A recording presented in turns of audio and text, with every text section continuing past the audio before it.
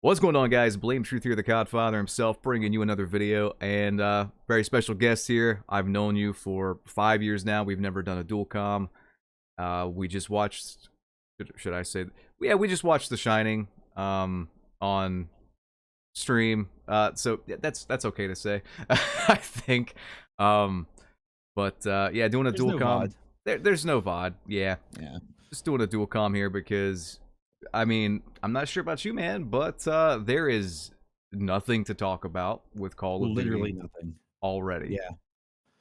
That's You, the toughest part. And we were talking about this the other day. One of the hardest, and we're like getting right into like what was me kind of a thing. But being a COD content creator in general, one of the toughest things is every day trying to come up with something. yeah, And you've been doing this, you're literally BOG, you've been doing this what 15 years. I've been doing it 11 years.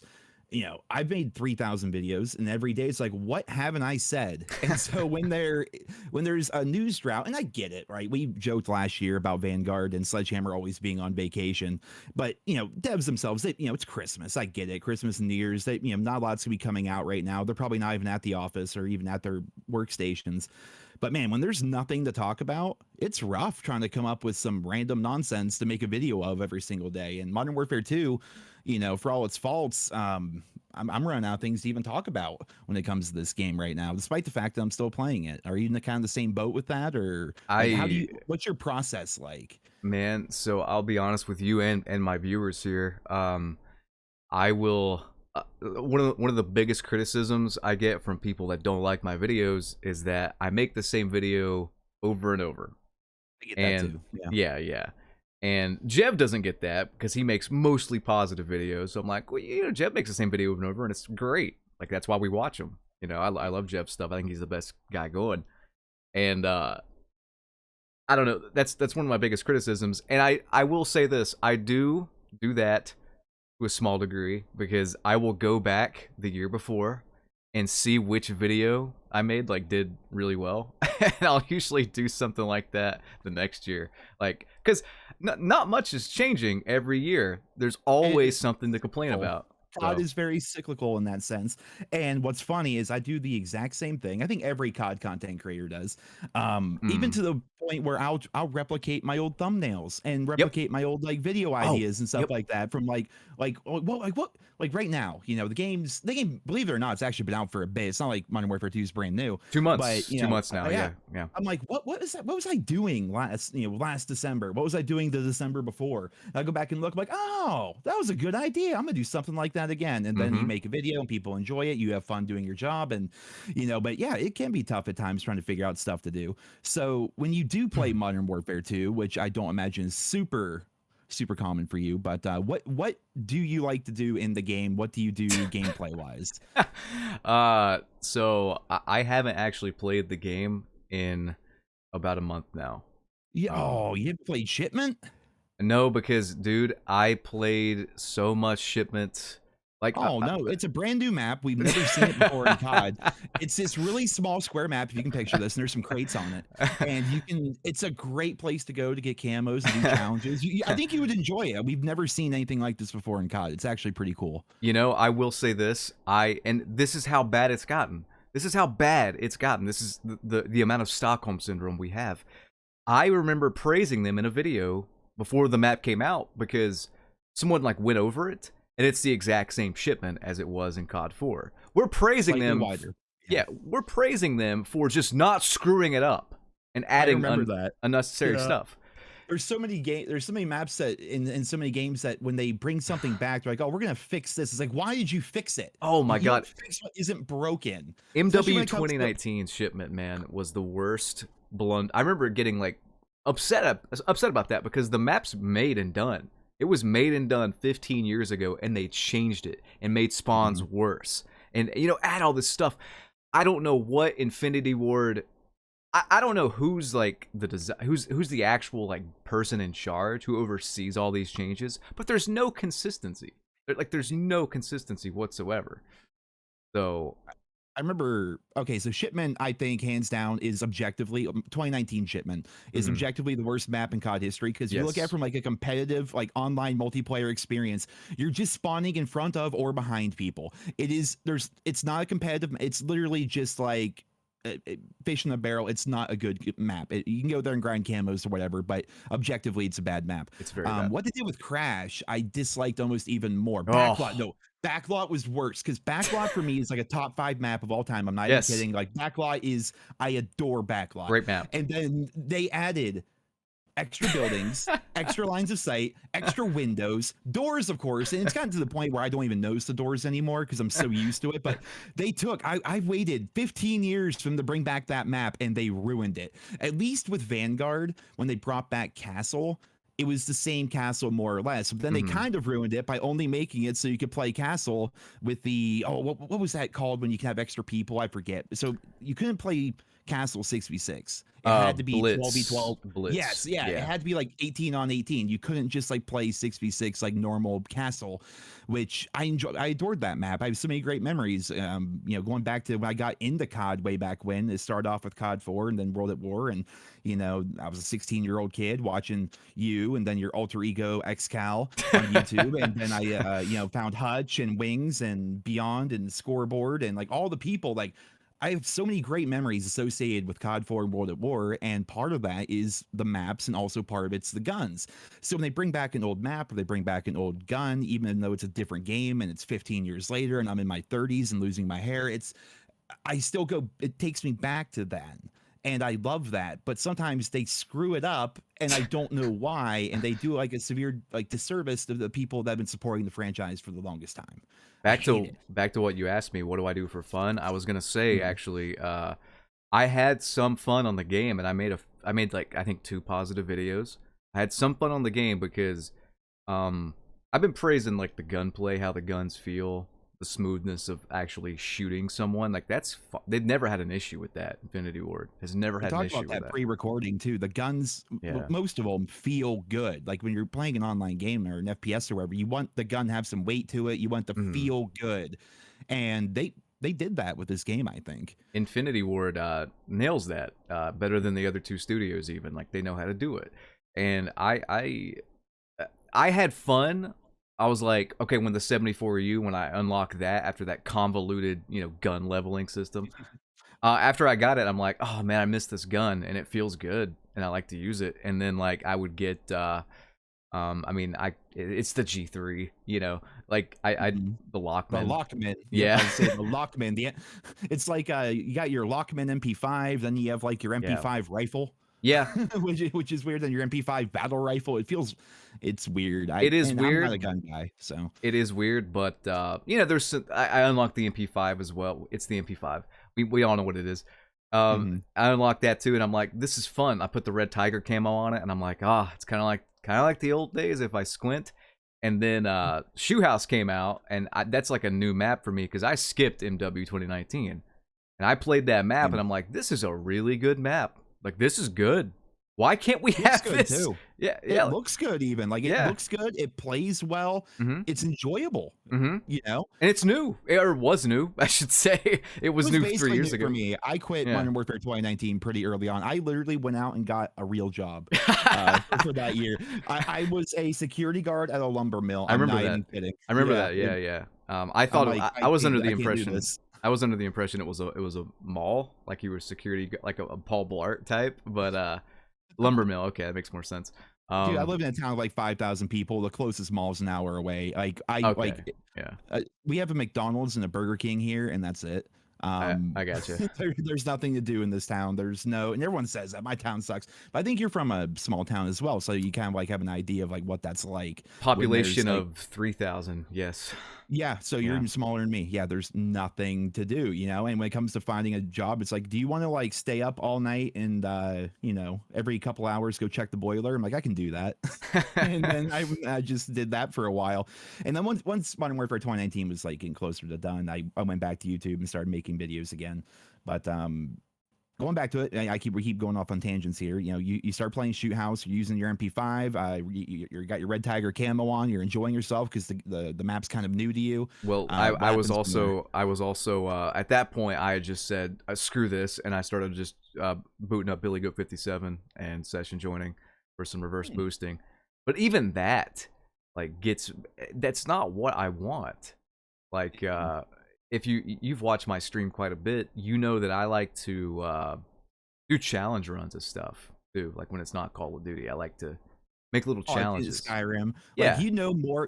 you've forgotten more about Skyrim than I've ever learned. Like when you start talking about some of the nerdy ass shit in Skyrim, and look, and that's me. I literally play World of Warcraft and Fallout and stuff like that. So I get really into those games as well. But like your knowledge of Skyrim, like, all right, so in this cave we gotta go through here, and like, oh, should I spec into magic?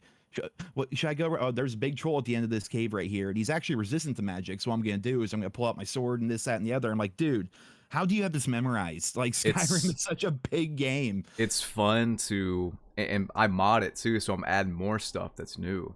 Aren't So you like, playing on like a harder difficulty than the hardest difficulty that came with the game? Like you're playing like Nerd Plus or something like that when it comes to difficulty? I installed a mod. So I'm playing off stream, and because it's, I mean, I'm bored of Modern Warfare 2, so I'm playing off stream again, and off cam, off whatever, off recording, and I installed this mod that does make combat more lethal. Yeah, and see, my goal, like the fun of the game for me is I'm getting my ass kicked at the start, and then I'm thinking in my head, how can I build this character to break this mode and make it easy? Like, how can I do this to beat, you know what I mean? Like to break it and make it easy and make it my bitch essentially. And then I figure it out, and like I'm done playing Skyrim now because I made my character OP. You know, like in this mode, even though it's like the hardest difficulty, and that's the I fun beat of the it game. for me. Yeah, basically, Yeah. I beat the game. Trying out different builds, doing stuff like that for sure. Yeah, so I love a challenge. In fact, I hate stuff when it's too easy. I can't stand vanilla Pokemon games anymore. They're just Oh, base roll easy for me, and I can't do it. I can't play my 'em. birthday was last month, and my brother was kind enough. He got me Pokemon Scarlet, and it was cool, like the initial concept of like running around trying to find shinies and stuff like that. But the game is so brain dead easy. Like Yeah. there needs to be like an adult difficulty because Pokemon can, and you've done so much Pokemon Showdown stuff. I did as well for a bit. Like the game is actually ridiculously deep and complex and can be very challenging. But you know the games that are actually put out by Game Freak are just not They're horrible. inherently. Yeah, it's mind-numbingly easy, and it kind of takes the fun out of it. You have to like purposely gimp yourself to try to make it somewhat interesting when it like doing challenge runs or nuzlocks or randomizers or things like that. Even then, it's really not that hard. Like you would have to play blindfolded for that game to be difficult, I think. And I'm not even like, and this is the dichotomy of the games that and the franchises that I grew up playing and that I've played all my life is that one, there's no sense of progression. It's not that it's too hard. It's just that there's no variance. So there's never a chance to use the things in the game and have fun because in a way it is too hard. Like you're always, unless you purposely are trying to like unlock camos and use bad weapons, or you know what I mean, like unless you're purposely trying to do that. But I'm too competitive to do that, so I can't ever like get a break unless I just rage quit a lobby, and then the game's like, after the 6th rage quit, it's like, hey, he's not having fun. Let's give him an easier lobby, slightly. Yeah. And then I'll, have a decent match that I can upload to YouTube. And Pokemon is the exact opposite, where I play it, and I mean, my new catchphrase is "I'm bored," which is just taking the Cold War boring thing, but like spicing it up. So I legitimately am. People think these catchphrases are for fun, and they are, but I am legitimately bored. I am bored of easy mode face roll, like children's cockfighting simulator. I'm bored. It's too easy. I'm bored of the same thing in Call of Duty every single match, just playing, clones of myself for nothing. And I think back to Call of Duty 4, and you went back, I want to go back to the maps. You're talking about castle and stuff. There is, and if you, Call of Duty 4 specifically, I had this feeling more than any other Call of Duty. Call of Duty 4 had 16 maps, right? Yep. All 16 of them. World at War as well. World at War is a great example, too. I think people like to praise Black Ops 1 and Black Ops 2's maps, and they are great. Like, they produce some of the most classic maps in the whole series. Maps that we see every year, Firing Range and, Summit and so good, Nuketown. Like, great maps, but they're so good that we get them every single year pretty much now. I was going to say, they've been around for 10 years. Black Ops 1 and Black Ops 2 probably does have the best maps overall from a, quality standpoint. Like, we have the most legendary maps from those two games, in my opinion. But I will say that Call of Duty 4 and World at War, those maps as a whole, like the highs were higher, I guess, in Black Ops 2 and Black Ops 1, but as a whole, there was something about COD 4 and World at War maps where each one had insanely distinct, I guess, like play styles you could employ. Very different. Every map had a different feel, and Mhm. everything was viable back then. One of the things I didn't like about Cold War, which overall I thought Cold War was pretty good, were the no flinch snipers. I despise those, but I understand why they were there, Yeah. because in COD 4 and World at War, when I first started playing COD, look, I was like 15 years old, and I just watched Enemy at the Gates with Jude Law, I think was in it, and I wanted to go lay in a bush with a sniper rifle and just try to pick people off across the map, and you could actually do stuff like that with the map variety that they had in COD 4 and in World at War. Yeah. Whereas with the maps in Modern Warfare 2, I mean, there's a couple, maybe one or two, where like proper sniping would be viable, but in general, COD as a whole, old maps were kind of sandboxy in a way. Like Yeah. we play World at War, we play Search, right? And CeeLo was so big that they only used half of it for search and destroy, but the other half of the map was still there to be used if you wanted to get creative with it. And the same is true of Outskirts. We would go on offense on Search. The left side, I know people can't picture this, but there's an entire section of Outskirts that was not used for like virtually anything in Search, but that's the way my friends and I ran because no one ever thought to look that way, and we, before they knew it, we're behind them. Like there was, it was, I think sandboxy, like I said, is the way to describe those maps. There was so much variety with each one of them. They all felt unique, and the settings were a bit bland, to be honest. I mean, most of them were just bombed out Russian towns, but in terms of gameplay, COD 4 and World at War maps were actually really good. I enjoyed them thoroughly, and I dislike that they haven't really brought back a whole lot of them. Like if they Yeah. do bring Yeah. back one, it's like, holy shit, they remembered that game exists. And they bring it back, like they tried to do that in MW 2019 and they ruined it. They ruined. I have a video somewhere on my channel. I don't even remember which one it was. But there's like a minute and a half montage of me just opening every door they added to Crash. Like literally it's a minute and a half of me opening doors. I'm like every single door in the map. I may have missed one actually, or two. Or more. That's the funniest video idea ever. I had an idea. He had so many catchphrases during that game. I was gonna try to do like a minute-long video, like the Blame Truth announcer pack, and then have it so you get a kill and just like some random thing that you screamed or something like that. And, oh, it would have been funny, but it's one of those things that's funnier to think of in my head because actually putting it together and watching 10 hours of your videos to get all the right clips, it was gonna be too much work, but it was going to be a funny idea. Somebody, so maybe April Fools, you can start playing that out or something. That'd be fun. Maybe I will. Maybe I'll pay an editor to do it. There was a guy who made I can't remember who it was. Some guy on YouTube. He made it was like Blame Truth's videos, but only when he says Piccadilly, and it was like 2 minutes of me just saying Piccadilly. Because I still can't get over that map. I know you said Shipment's the worst map in Call of Duty history, but man, we got some contenders with Piccadilly and Border Crossing. Like yeah, I was gonna say you're forced. You're chained to your chair. You have to play 2 hours of a mosh pit. One mosh pit is 2019 Shipment. The other mosh pit is Piccadilly 24/7. Which one are you playing? I would, I would play Shipment because at the very least there's stuff going on, and like, you know what I mean. I get why people will play that map. So do you think Piccadilly may be the worst one ever? Then, because I would rather play Piccadilly because I think Shipment's that bad. I think Piccadilly. Man, it's tough. Piccadilly, Border Crossing, which Border Crossing's a lot like Piccadilly, just with. It's just dumb. It's just. Well, you've seen that Reddit video of the guy that died to an exploding car like 4 times in a row. Yeah. He would just die, respawn, die, respawn. It feels like a joke. It feels like these maps are cruel jokes. You know. My brother, the first time, because he doesn't play as much COD anymore. The first time we booted up that map, he's like, "This isn't an April Fool's joke. Like, this is actually a map that they put together." I'm like, "Yeah, isn't it great?" Somebody got paid.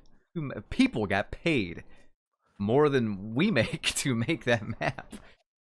Someone made that map and they just go to bed every night and they're just proud of themselves. Or maybe they're not, or maybe they're like, why did I make this abomination? Why? It was a joke and they put it in the game. Yeah, maybe they. I'm trying to get fired here, but they just keep saying, "Good job, Steve. New promotion." I was gonna say maybe they're self-sabotaging, but Activision's just like, oh, this is great, ship it. You know, like it has the opposite effect. It's like a milsim to them. It's Yeah, so realistic and gritty and down to earth. There's death waiting around every corner. It's heart pumping action. No, it's not. It's terrible, is what it is. I back out if I get thrown into a game late and it's on that map. Like I all F4 because it's faster than like leaving and going through the menus and stuff. I can boot the game up faster than it takes to back out. Dude, I was gonna say, in Vanguard with like the MVP screen. That god awful thing. If they ever bring that back, I'm going to just orchestrate like a player strike or something. That is like out of everything. Like I'm not even kidding, man. Out of everything they've ever done, that was the worst thing because you can't skip it. You can't. You're forced to watch it. It takes up so much time that it's quicker. And they had to patch this. It's quicker to quit at the end of the match. Reboot the game, start up the gaming. It's literally quicker. You save like 10-15 seconds. How they patch that, because I come up with a strategy here because Modern Warfare 2 shipped without combat records. I'm usually a stat guy, like I like to have a high KD. I like to go for win streaks and stuff. But since there was no stat tracking, I went and got gold in the riot shield and the knife, and I was just dicking around, and my stats are terrible. So I figured out at the end of the game where you have to watch the MVP highlight and all that, like. And you can't leave. It bothers me to no end. You cannot just leave the game during that. Any other COD, okay, before the last couple, you could do something like that. So now, if it's a game of domination or whatever, and I know the game's going to end in 5 seconds, I just leave because it's so much faster than having to sit there and wait through that and then load into the next lobby and skill-based matchmaking and throw you into a new game. Like, just back out. Like, it's faster. It just is. It's and faster. I don't care about my losses. So yeah, it saves time. It keeps all your progress. I mean, you lose some match bonus, but oh no, our levels are capped at 250 anyway. Who cares? I was gonna say, in Vanguard, I think what I'm thinking of, they didn't patch that you could leave because obviously you can just dashboard out if you're on Xbox or just Alt F4 or whatever on PC. But yeah, it's like I can't remember what they did. What am I thinking of? I think there was a way to like. Oh, you could pull up your friends list. I think this was it. You pull up your friends list. I never heard of this. So you're like circumventing the entire like end of the match screen somehow. Yeah. Before the MVP screen would play, I would pull up the friends list in game and then just join somebody else. Somebody else's session. And because it's literally, it saves you several minutes. Like and they patched that, of course. They didn't patch anything else, but they patched that, and that's just the worst feature. Like I would literally.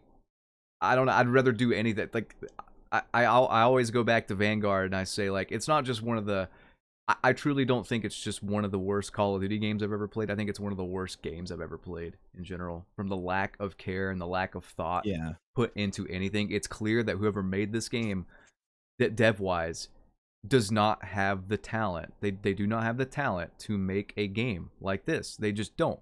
It's like sticking a Waffle House cook in Gordon Ramsay's restaurant and expecting him to turn out something workable. It's not going to work. Which is weird to me because, and I don't think you cared for World War II, but I actually enjoyed World War II the whole way through before they revamped the division system and all of that, and then how basic trainings worked. Like, I actually thought World War II was good, and when we go from that game, Sledgehammer's last game, up until Vanguard felt, and it's so hard to like describe this, but like it had no soul to it. It felt hollow. It felt like they did not put any time or effort into anything. They did not want to make the maps feel memorable. They didn't want the weapons to feel good when you use them. They didn't want to patch or fix anything like the thermite. Did you play back when the thermite fire was all over Shipment and DOS House? And right when they released that, I quit because that was the dumbest. I mean, I'm not going to do that and sit through an MVP screen. I'm just not, like, you're not going to do it to me.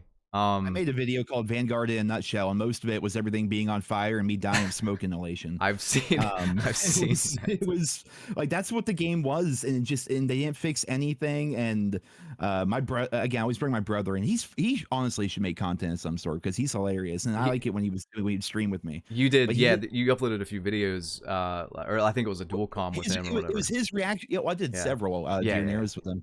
But I recorded while I was streaming, so I have it recorded. His like first reaction, the shipment being completely on fire, and he was so like irate by how horrible the entire situation was. He's like, I don't want to be mean, but we need sacrifices. Like, I hope somebody's brain melts and Activision and Sledgehammer get sued into doing their jobs because this is unacceptable. Like, my head hurts looking at this, and because every time a thermite landed, it also shook everyone's screen slightly. So the It's entire time you're slightly trembling like you have Parkinson's or something while you can't see because there's smoke and fire everywhere. I'm like, this is a $70 game. no, dude. They did something. I swear this was a thing, or maybe I just wasn't used to it or something. But I quit the game right around the time you made that video. I thought it was hilarious, by the way, and he should make content. Tell him I said so. He's really good at. It's funnier than me, and I don't like that. He's like naturally funny. He's got really good dry humor. Yeah, he's got Yeah. really good dry humor. Very dry. Yeah. But he right when you made that video with him, you know, I had quit, and I think I had come back like a month later just to see, because I'm gonna say that I will give Vanguard one compliment. I liked the combat pacing. I liked to play shipment tactical, lower players, and I liked to play the bigger maps blitz. With more players. Yes. Yeah. That I part like was that. good. And I feel like that's gonna be one of those forgotten features, like so Yep. many other features that Oh, will never return. it will never be back. No, I'd be No. willing to bet my balls. Oh no, maybe not my balls. I bet a lot of stuff on it though. It'll never be Bet back. one ball. Bet one ball. You only need one. You need a cosmetic replacement for the other. Exactly. There we go. We'll do that.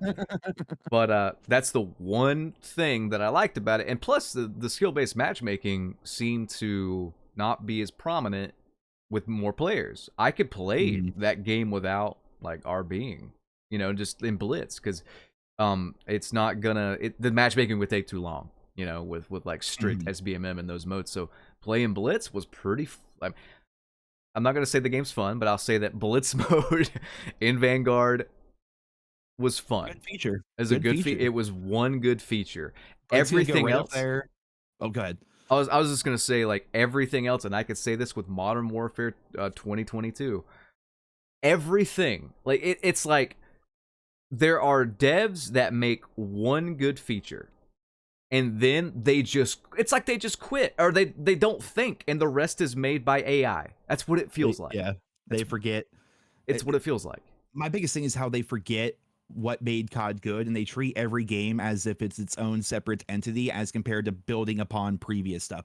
Like the combat pacing is going to go in the same box in the back of Bobby Kotick's closet as the customizable kill streaks we had in Advanced Warfare, the evolutionized like dynamic maps that we had in Advanced Warfare, the headquarters from World War II, all these like features that were genuinely good and should be staple features of the whole franchise.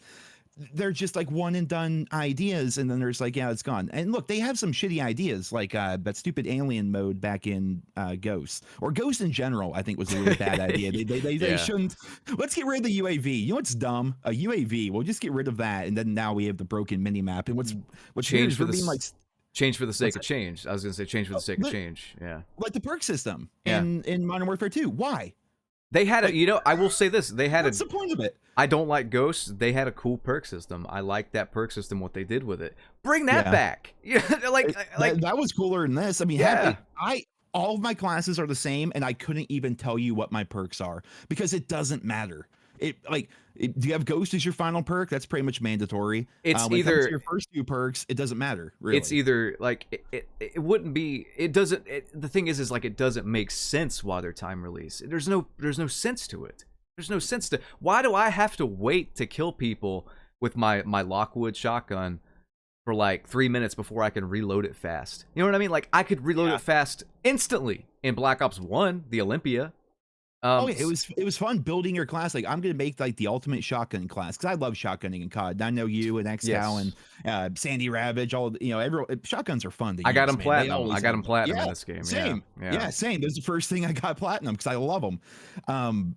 And it was fun like designing your entire toolkit around all of your perks and making sure that like you can like be the ultimate shotgun player. And the same was true if you want to be a sniper, if you want to be an assault rifle guy, a rusher, if you want to be like the old Modern Warfare 2, the original one, what they call it, aggressive camping, where you have scavenger, dead silence, and stopping power with claymores, and you're as you're moving through the map, you're just putting more claymores at every single door. Like you could do that. Like you had variety.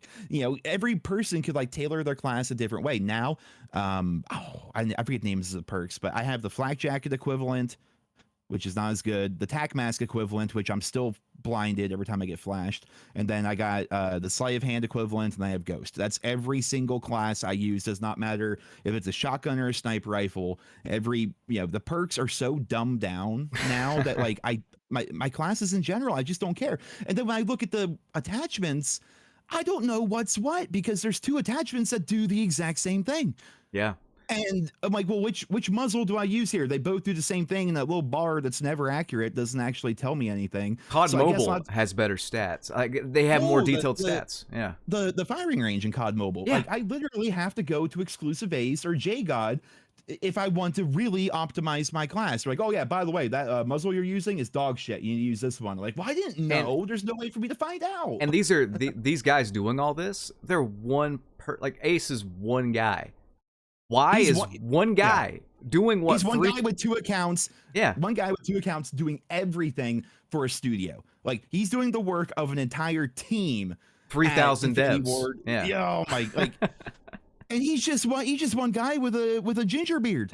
That's all it like. And Ace, I love Ace. He's a great guy, but like he's one dude at his computer and he's doing the work of all of these devs, and it blows my mind. I remember seeing the data guys band together to figure out how skill-based matchmaking works because the devs don't talk about it. Activision doesn't talk about it. It was like Drifter, Ace.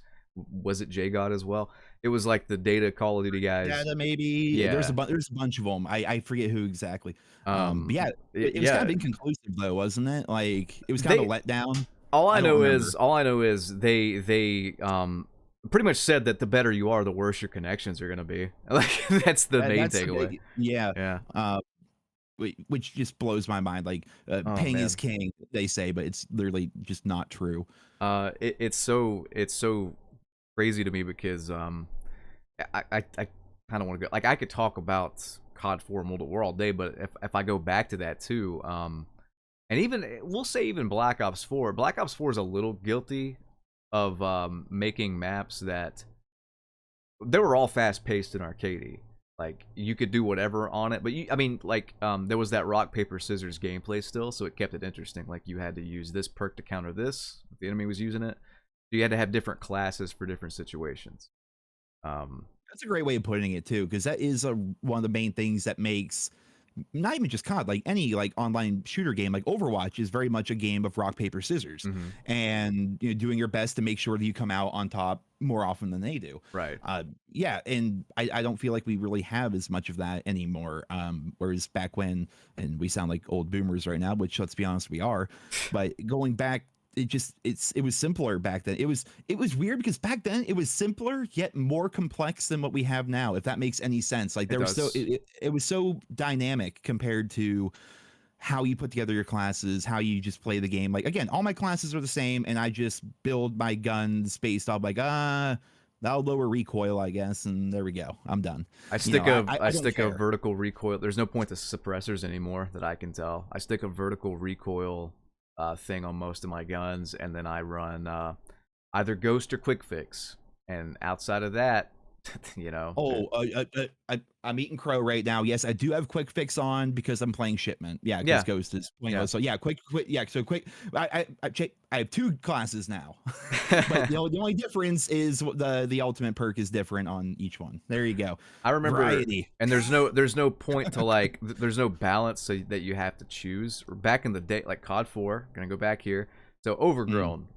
Overgrown is one of the most underrated maps in the entire franchise because Overgrown was a map. I think a lot of people would see it as just a sniper map, but I used to play Overgrown several different ways. You could play it as a flanker SMG like stealth Mhm. player, or you could play it as a sniper, or you could even play it as I used the LMGs a lot as well and held a position kind of like a sniper, but not, like with more versatility. Sentinel gameplay. Yeah, you could do Sentinel gameplay, you could do rush stealth gameplay.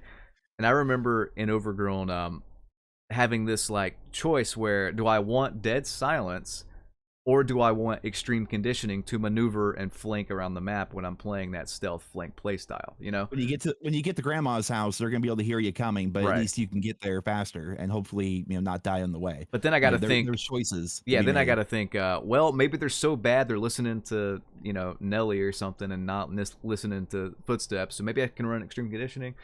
And then I'm like, well, maybe I should take the P90 because it had built-in extreme conditioning, which is like a little Easter egg thing.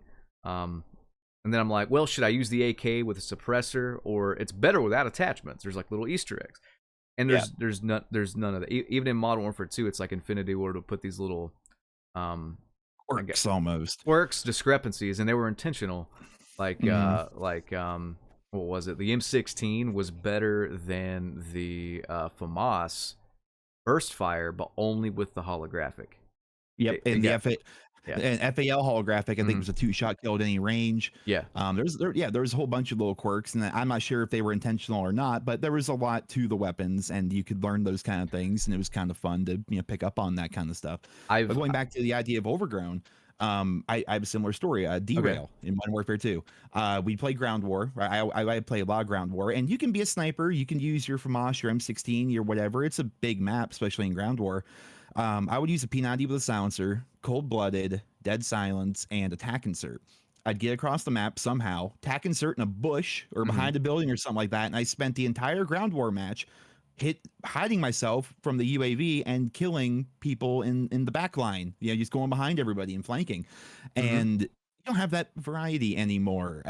I miss that. I miss being able to like, oh, this is my stealth class. This is my go loud class, my shotgun class, my sniper class, my whatever. Everything just kind of feels the same now. And I know that There's sounds no, you're whiny, no, but no, you're right. Everything legitimately is the same, but you and I are playing a different game entirely than like Newt, like Billy Goat 57 and the type, because once with a game like this, when you dumb down the skill gap, everything just plays exactly the same the better you are. It gets more monotonous the better you are. Whereas if you're a bad player, it's a completely different meta. You probably can use some different stuff. You probably can flank and, do all this stuff and use variety. You can't do that anymore. And that's the main thing I'm complaining about, because I don't want to reverse boost and just beat up on children all day. That's boring. I don't want to yeah, face just because clones of at myself. that That's point boring. at Like, that point you're just getting gameplay and there's no sense of progression because mm, you're not like, well, I guess you're on the same account. Never mind. I was gonna make the point that if you're playing on like almost like an alt account or something like that, like sure you can get on an alt account and you can reverse boost on it, you can have some fun, but eventually it's gonna catch up to you and then you just wasted your time if you're doing the alternate account. But I guess if you're joining session, that's a little bit different. yeah, But I just I got a PS5 somehow by sheer luck, but I hate it because the controller hurts my hands. So I do that, or I can also get the game on PC if I need to. But I try to stay away from COD on PC because it crashes so much, as you know. oh yeah, oh So yeah. there's I'm just happy. It sounds so bad, but in Vanguard, my game crashed all the time. But I was the only one in my friend group that had that problem. They're like, it must be your PC. I'm like, I don't. Is my computer haunted? I don't know why. It's only COD that crashes. yeah. With Modern Warfare 2, the same thing is true. But everyone else is also crashing. So I'm like, it's not just my PC. See, I told you it was COD. And so everyone has the same problem as me. And now we all just commiserate together about the fact that there's a real crapshoot at the end of the game as to whether or not, you're actually going to be able to continue playing the game. I'm running Skyrim, which is a Bethesda game. They're No. not known for polish, I'll say, with a lot of stuff. And Nope, I they're can not. play this game, with patches from the community that have fixed stuff, with like All that's the 60 same. different Yeah. mods, and crash maybe once a week, like maybe once a week. Yeah, it's why is this more stable than people getting paid six figures, 3,000 devs, 3 years, six figures. You know what I mean? I mean, it's if they want to like suck their own dick like that, you know, all year leading up to the game, I'm never gonna let them hear the end of it. If you're gonna brag that you can like bench press 500 pounds and then you get up to the bar and you know the 500 pounds crushes your chest, I'm not gonna let you hear the end of it. So, you know, this will be a joke for the rest of my life, I guess. 3,000 devs, 3 years. And you know, like it's worse than that because this game's not even trying anything new. There's nothing to mess up. It's not trying anything new. It's Well, I got two things here. Number A, Kamei cooks in the kitchen for sure. Yeah. When it comes to, you know, less is more in this sense. And number B, going back to the idea of having, you know, the guy that can bench press 500 pounds, you know, people like that, like I picture almost like these muscles are for show, not for go. Like, oh, they're talking themselves up and whatnot. Yeah, man, I'm in the gym all the time. I can't move a couch because, you know, my functional strength, I have no functional strength. It's just I can, you know, I can bench and I can curl. When it comes to actual functional strength, there's nothing there. And I think the same is true of the Modern Warfare 2 devs, like you were saying, like they're all talking themselves up, but they can't, you know, have a working game at launch that doesn't crash. Like they're talking out both sides of their mouth almost in that sense. We got literally, and I'm not saying this to like, well, before I want to like, I guess just talk about Black Ops 1. Do you remember the heat maps in that game? Built into the game in the combat record, heat maps of where you where you would die the most or get the most kills at on a map. It would show you that on every map, all you know, 14 of them, because we had, well, I think the standard was always like 12 to 16 maps at launch. That was always the standard until 2019 or so.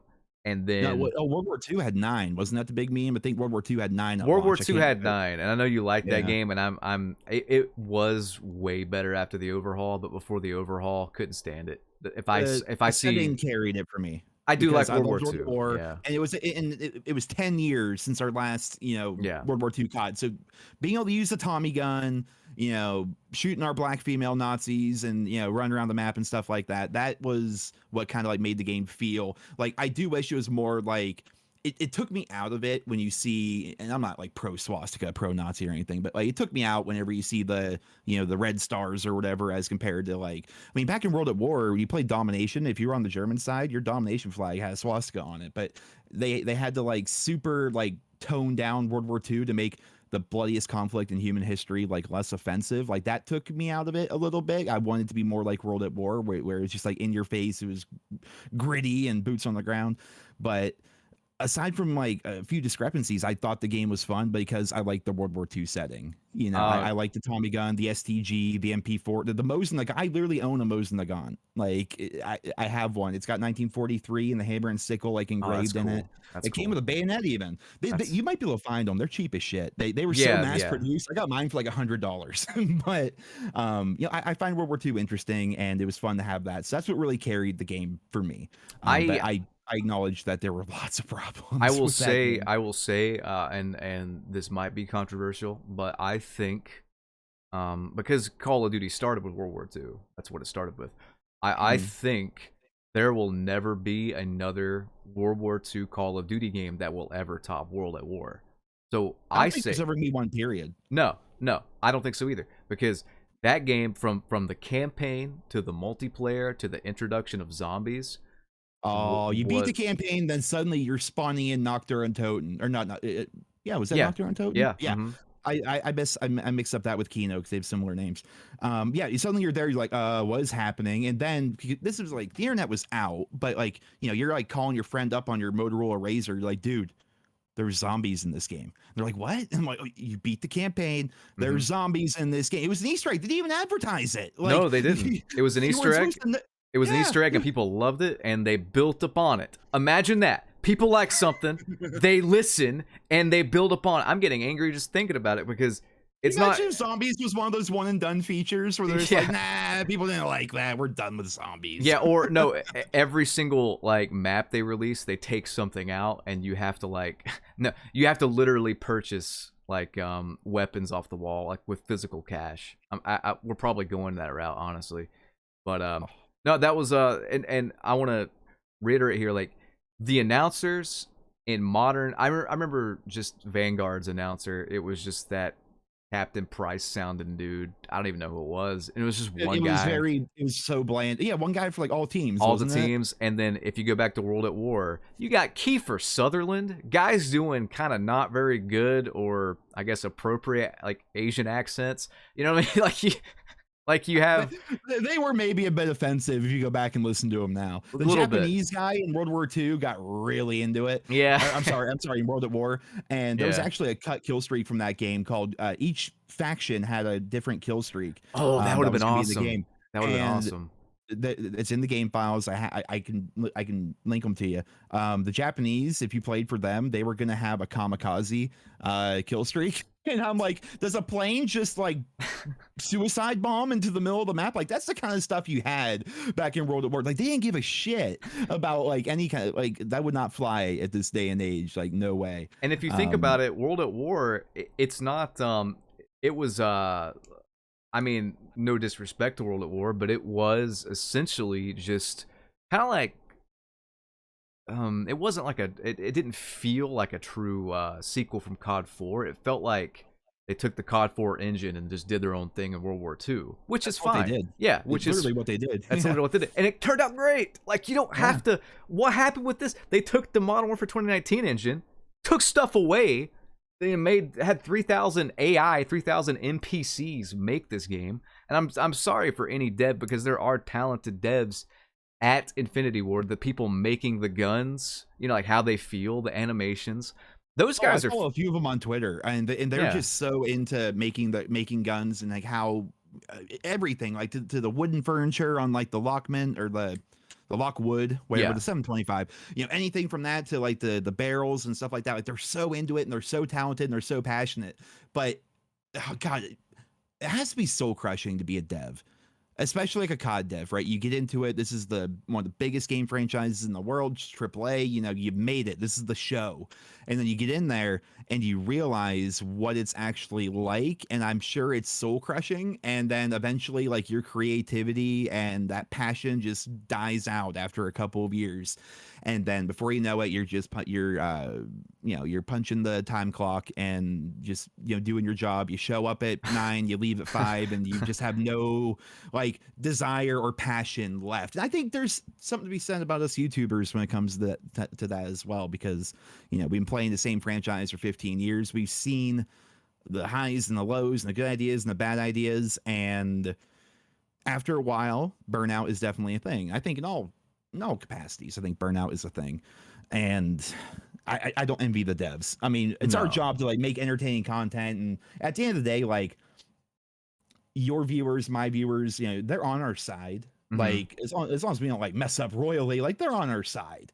You know what I mean? Whereas when it comes to COD devs, I'm sure there's like some like blatant fanboyism in all forms of media, but it seems like people are very much like against the developers sometimes because of the ideas that are being pushed out and the way that the game is changing. And so, the people you're making the game for are upset, that except for the people that don't say anything. Apparently we're just the vocal minority, but the silent majority may enjoy it, but they don't get any feedback from those people. And so their fans hate what they're doing. It's soul crushing at work. Like I don't envy that job. I don't. I don't either, because I could be one of the 10% of devs that know what they're doing and can make something good.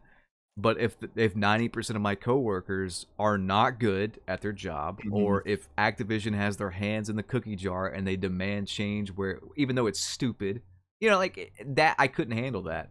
And I was reading some stuff yesterday making my video, and like a bunch, not a bunch, but like the lead design devs for Modern Warfare 2019 actually left. I'm not sure, I don't know if you know this. I saw your tweet, but I didn't see the video, and The video I has looked nothing into really to do with that. Okay. It was more of like, I need like a good thumbnail, so I'm gonna have this in there. And then I also saw that one of the music composers for Warzone and Modern Warfare 2019 had left because she cited just unfit working conditions. Like, Oh, you that's know, been going on for a while. I've been covering that, but yeah. nothing has really happened because when it comes to all the legality stuff, like it's drawn on for years. You're never gonna like get all the information. It's going to take so long for like any kind of like ruling to happen, especially with Hmm. the Microsoft acquisition of Activision. Like it's just it takes forever, and you hear all these stories, and they're apparently changing up how things work and getting rid of the cube crawls and Yep. being drunk at work. And it's like, well, I can see. If you Yeah. told me vodka was involved with the making of Modern Warfare 2019, I believe you. Oh no, definitely. And here's the thing. I know a buddy of mine. He's a. This is some pretty interesting insight. Going back to the if the discrepancies in the old games were intentional, by the way, they were. Robert Ooh. Bowling like confirmed like the foul thing was his idea, like the 2-shot kill with the hollow. Oh, that's neat. And all the little like discrepancies with that was all intentional, which I think is cool. And it's like little things that you'll learn if you play the game long enough and you have something else. That's another form of progression, like getting familiar with the game and learning the game. But anyway, I have a buddy of mine who he writes for I'll keep him anonymous because I don't want to get him in trouble, but he writes for a gaming news site, and they are in contact with all these game studios to get advanced copies and stuff like that. He told me while playing Modern Warfare 2 that Activision is the absolute worst at either getting back to you or giving you a concrete plan. Like there's no leadership, there's no, I guess, consistency with anything they do. They're flying by the seat of their pants when it comes to They're the just development of the winging it. game. They're just Yeah. they're winging it. Even sending out advanced copies. They had to email them and be like, "Hey, Activision, are you sending us an advanced copy, or should we just buy the game like when it comes out?" And he said something like they replied with, "We'll get back to you on it." And then it was like the 26th when they said that, like 2 days before the game comes out. So they had to just buy the game. So I know you were on PKA. Sorry Yeah. to interrupt. No, go ahead. And Willie's Gamertag used to work in IT at Cisco and stuff like that. Yeah. I remember he said the one time, he's like, especially if you've been around for a long time, if they tell you have 10 months to do a project, what I'm hearing is 9-month vacation and 1 month of crunch. And I feel like that's what they do at these COD studios as well. Like a 3-year game, but you're telling me for 36 straight months they were nose to the grindstone on this game? Or was it really kind of like a bunch of random meetings and Zoom calls and things like that now and then really crunching for like the last 8 months to get ready for like the beta and then release the game? This is being kind to them. Me saying this is me being kind. I'm not even being mean. Modern Warfare Roman numeral 2, at most, Electric Boogaloo is and this is me being kind, because I'm counting campaign and I'm counting DMZ and Warzone 2 as well. This is a 1-year game. This is a 1-year dev time game. Yeah. I didn't play the campaign, but from what I hear, it's not even that good. So where did all the dev? Yeah. It was okay. I'm not going to get into the whole thing about the campaign. It was okay. That's what I've I'll heard. say That's that. what I've heard. And then DMZ, oddly enough, it's in beta. It seems like I don't want to say the most complete mode, but I'll say the least infuriating mode. It's least infuriating because it's basically just PvE. We played like 10 games of it, and we ran to a total of 3 actual players. It's a little boring. It's a little boring. It's a little boring. There's a lot of running in between places, and unlike in War, which is one of my big things I like about Warzone, because Blackout, the map was so condensed that it encouraged people to push. There wasn't too much time in between gunfights. Warzone feels like there's a lot of running. Yeah. DMZ, there's also a lot of running, but there's like virtually no threat of you dying. Yeah. At least in Warzone, there's a bit of tension. You know what I mean? Like, oh, there could be players here, maybe. Like, oh, nope, just another AI bot that is going to look the opposite direction when I shoot at him. It's just I'll say this: they could have saved their time with DMZ. They really could have saved their time with DMZ, and just I would not be opposed to just having a dedicated zombies team that would give us good zombies each game. Like that's like I'm wondering if it'd be better to do each game or for it to be its own game. But if it's one game, they're not going to make the resale. Like, they really cash in on making like that $70 a year from every player. So if they were to release one game and constantly update it, like something like Apex or WoW or something like that, they probably wouldn't make as much. So I think they'd have to do it every single year, but it would be cool. And then this year we have Modern Warfare guns. And I'm talking good. Zombies. Yeah, I'm talking good zombies, not whatever we got in Vanguard, that rushed mobile garbage. Oh, you played that? I did not play. I didn't even play it. I watched zombies I did for a YouTubers. bit. I watch zombies YouTubers tear it apart. Oh, it was an abomination. And then 1 year into the game's life cycle, they gave us our first like round-based map, and it was just Shino Numa from World at War. They did add Oh an my extra God. section that it was, I don't know why or how stuff like that happens. And everything is so NDA'd now. I feel like one of my favorite things to do is listen to those old shoot interviews from like the 80s and 90s and WWF, Yeah. and like kind of like hear like what it was like back then. Like what was it like the night Owen Hart died? What was it like when everyone All found that out about stuff's Christian Waugh? super interesting. Love Yeah. it. It's Yeah. so good. I'm waiting for the COD equivalent of that. I want like someone to come out and was like, all right, so let me tell you what it was really like working for Modern Warfare 2019. What that development really was like. Like I would love to know the inside, like the nitty-gritty details Well, of how this works, but I don't think know if we're ever gonna hear. think about this. I'm sure you remember this, but back in 2019 or 2020 or something like that, people weren't happy. Like there was a very vocal, I'm not even gonna say minority, I'm gonna say it was probably like 50-50. A lot of people were not happy with Modern Warfare 2019 because they changed the formula so much that like we went from Black Ops 4 to the slowest, campiest Call of Duty of all time with a bunch of changes that no one asked for. Yeah, people are gonna be pissed, you know? Yeah, it was a And system shock for sure. yeah, and so people are like, "Hey, can we just meet in the middle? You don't have to make it like fast and arcadey like Black Ops 4. You don't have to make it, the world's slowest game like you have. Can we have something in the middle, like a normal mini map?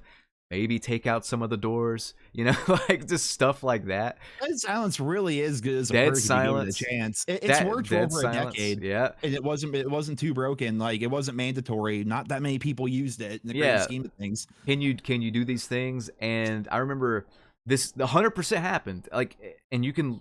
I don't think the tweets exist anymore, but I have a screenshot somewhere, and I know people have screenshots, and I made videos on it covering it.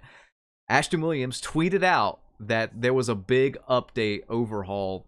Maybe not exact words. I'm maybe paraphrasing there, but she's just like, "Hey guys, I got some news on the quote unquote big update coming. It'll be out like in the next month, and there's going to be a lot of changes." Something like that. I'm paraphrasing, but it was something like that, and we got our hopes up.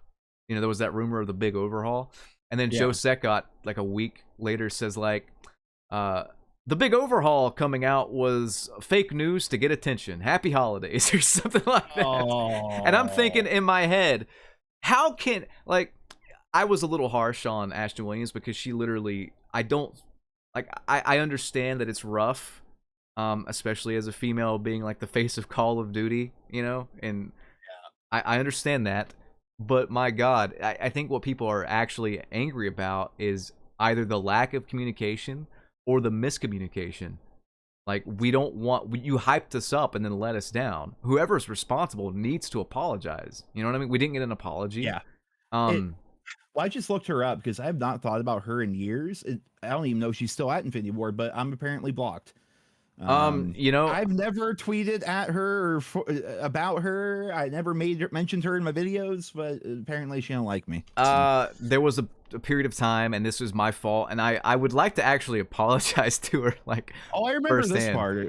Well, the bitch don't speak. Well, that, but also, she would just block anyone that followed me. I think if they followed me and they followed her, she would just automatically block them. That is vindictive as shit to go through your followers list and just block.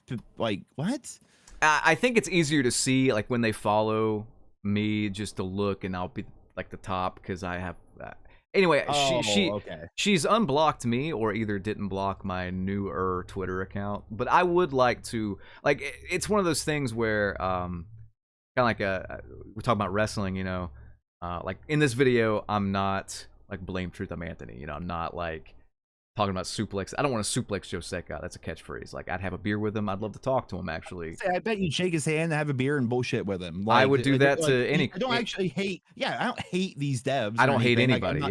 Yeah. I'm doing it for the sake of entertainment. I think a lot of people don't realize that, and I wished at a certain point, if like I ever said anything, and I did say some things that were a little too mean that I apologize for, because I just got lost in the sauce a little bit.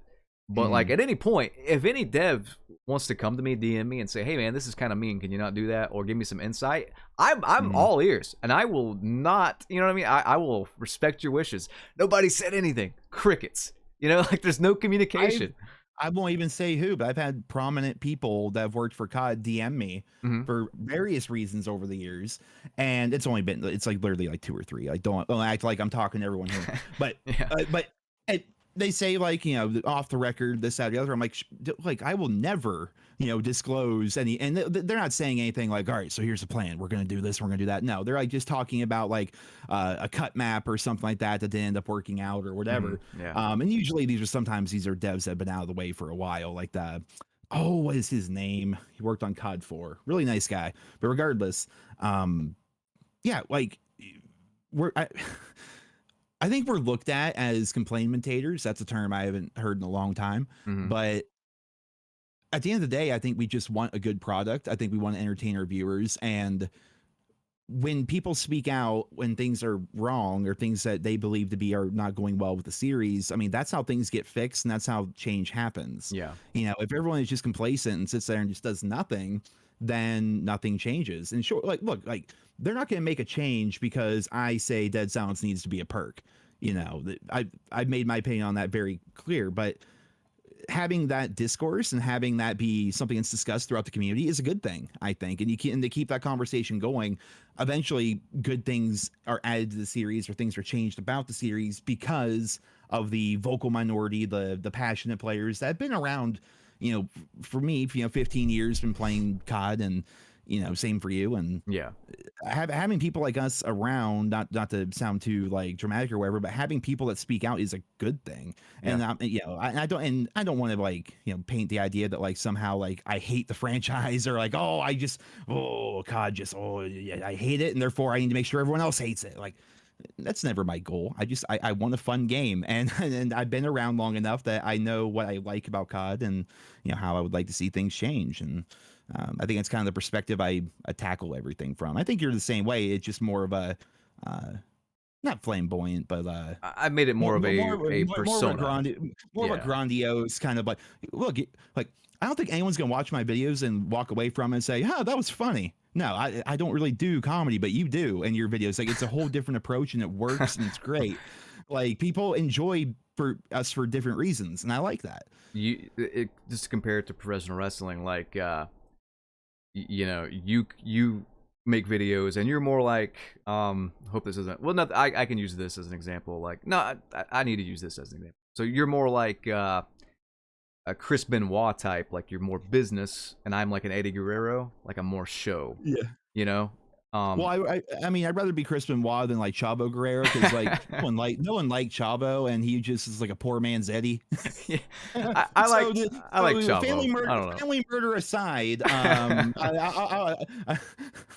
a workman. I show up, I do my job, and I get my point across. I guess I don't know. Yeah, and like I And then, used to do then you're that. coming out. I lie, I cheat, I steal. Yeah. I used to do that, but at a certain point, I'm like, I'm not gonna be nice anymore. I'm gonna be a little mean about it, and then I'm like, hey, this is kind of funny. I'm gonna keep doing it. I'm gonna make it more funny and maybe be a little bit more mean. Oh, I mean, when you get positive feedback for something that you're doing, it like that makes the job like more than just a job. Like it Hmm. you look forward to that next video. You look for like whenever you get a bunch of people are really liking your stuff, like that motivates you. And well, at least for me, I'm speaking for myself. Like that motivates me to keep on going and keep trying to make different kinds of stuff and Yeah, see what people like. Because at the end of the day, like I want people to enjoy my videos. It's not like obviously part of it is about money. I have bills to pay and a mortgage and all that. But a big thing is like I want to have fun doing like God, we bullshit about video games for a living, for crying out loud. We should have some damn fun with it. But at the same time, it's hard to have fun when there's no news, the game's not being updated, the game is not in a good state or whatever. It can also be depressing, but that's any job out there. I was gonna say like it takes two to tango. Mhm. We need Call of Duty, and Call of Duty needs us, so to speak. True. And it is like I usually take a vacation in January, not necessarily because I want to take a vacation. I do try to, in my work speed, I talked about it on stream the other day, but my work speed's like, all right, COD comes out, hit it hard until the end of December, then take a break. Truthfully, I would not take a break if they gave us something to like talk about, even if they mess up, like just The change problem is something. right now we have nothing, right? Like They're gone. what they Yeah. what they gave us on the roadmap, It went up until season 1 Reloaded, which just happened, and we barely got really anything. We got Shipment and we got the Honey Badger.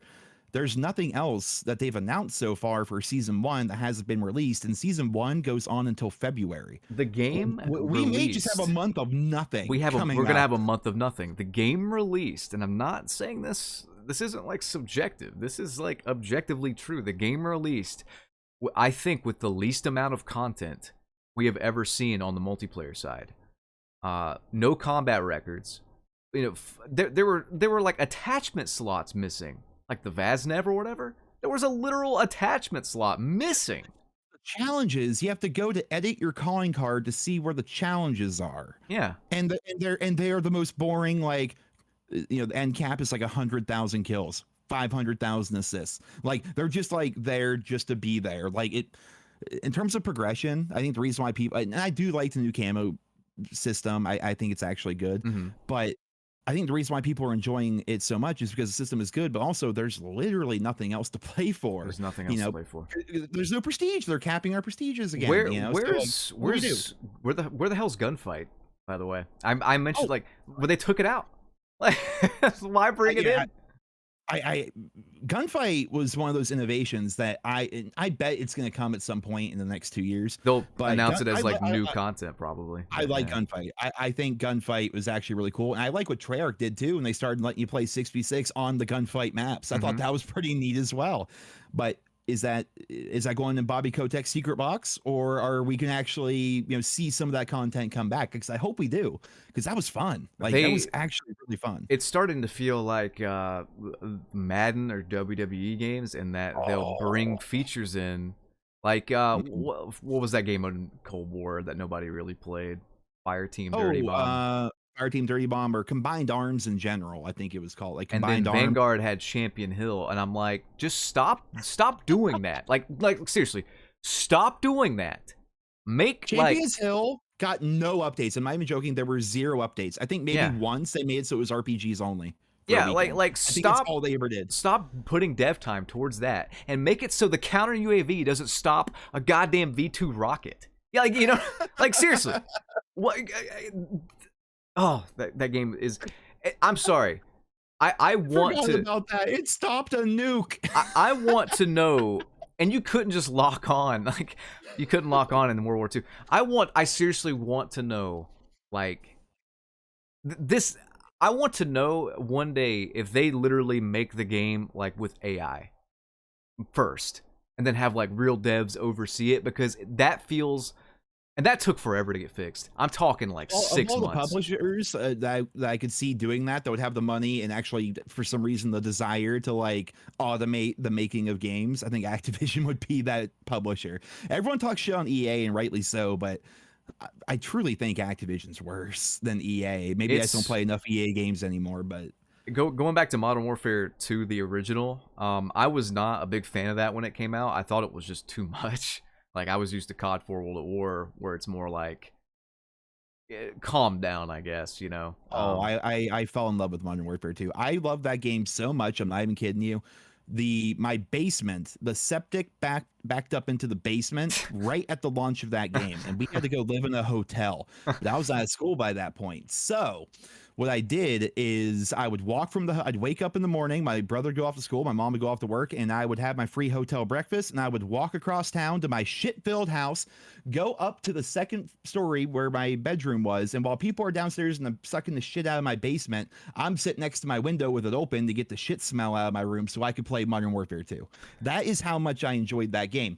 Whereas now I can go like a week without playing this Modern Warfare 2 and not even think about it. But I could never play this game again, and I'll be fine. I could never play this new one again, and I'll be fine. With the original, though, I enjoy Modern Warfare 2, I think, more than you. But yeah, if the game were to disappear from the entire world, I wouldn't be too distraught. I would not give. I would actually be. I'd probably be happier. I'd just go back and play something else. But the original MW2, I wasn't the biggest fan of that game when it came out, and I was vocal about it. I talked about how, like, I don't think this game is as good as COD 4, guys. Like, I'm just being honest with you. I respect that it looks great, sounds great.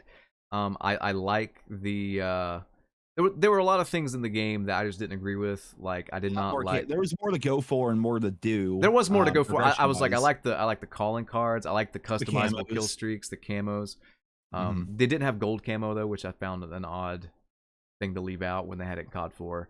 But you I know, just wish the COD 4 gold went on better guns. The Uzi and the Dragunov. I do like, wish you could pick the guns. Yeah, it would go on.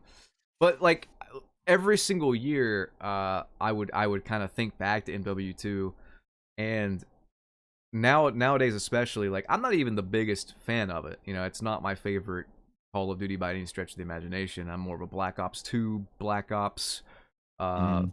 I think my Treyarch fanboy, huh? I'm more of a Treyarch guy overall. I Yeah. get that all the time that you're just a Treyarch fanboy. I'm like, do you think like I'm like so Ah, I'm so narrow-minded that like I have a blind allegiance to the red development team compared to the green development team? Like I choose the games I like based on the merits of the games. Like that's right. what it comes down to. I'm not like an Infinity Ward hater. I'm not a Treyarch fanboy, or vice versa.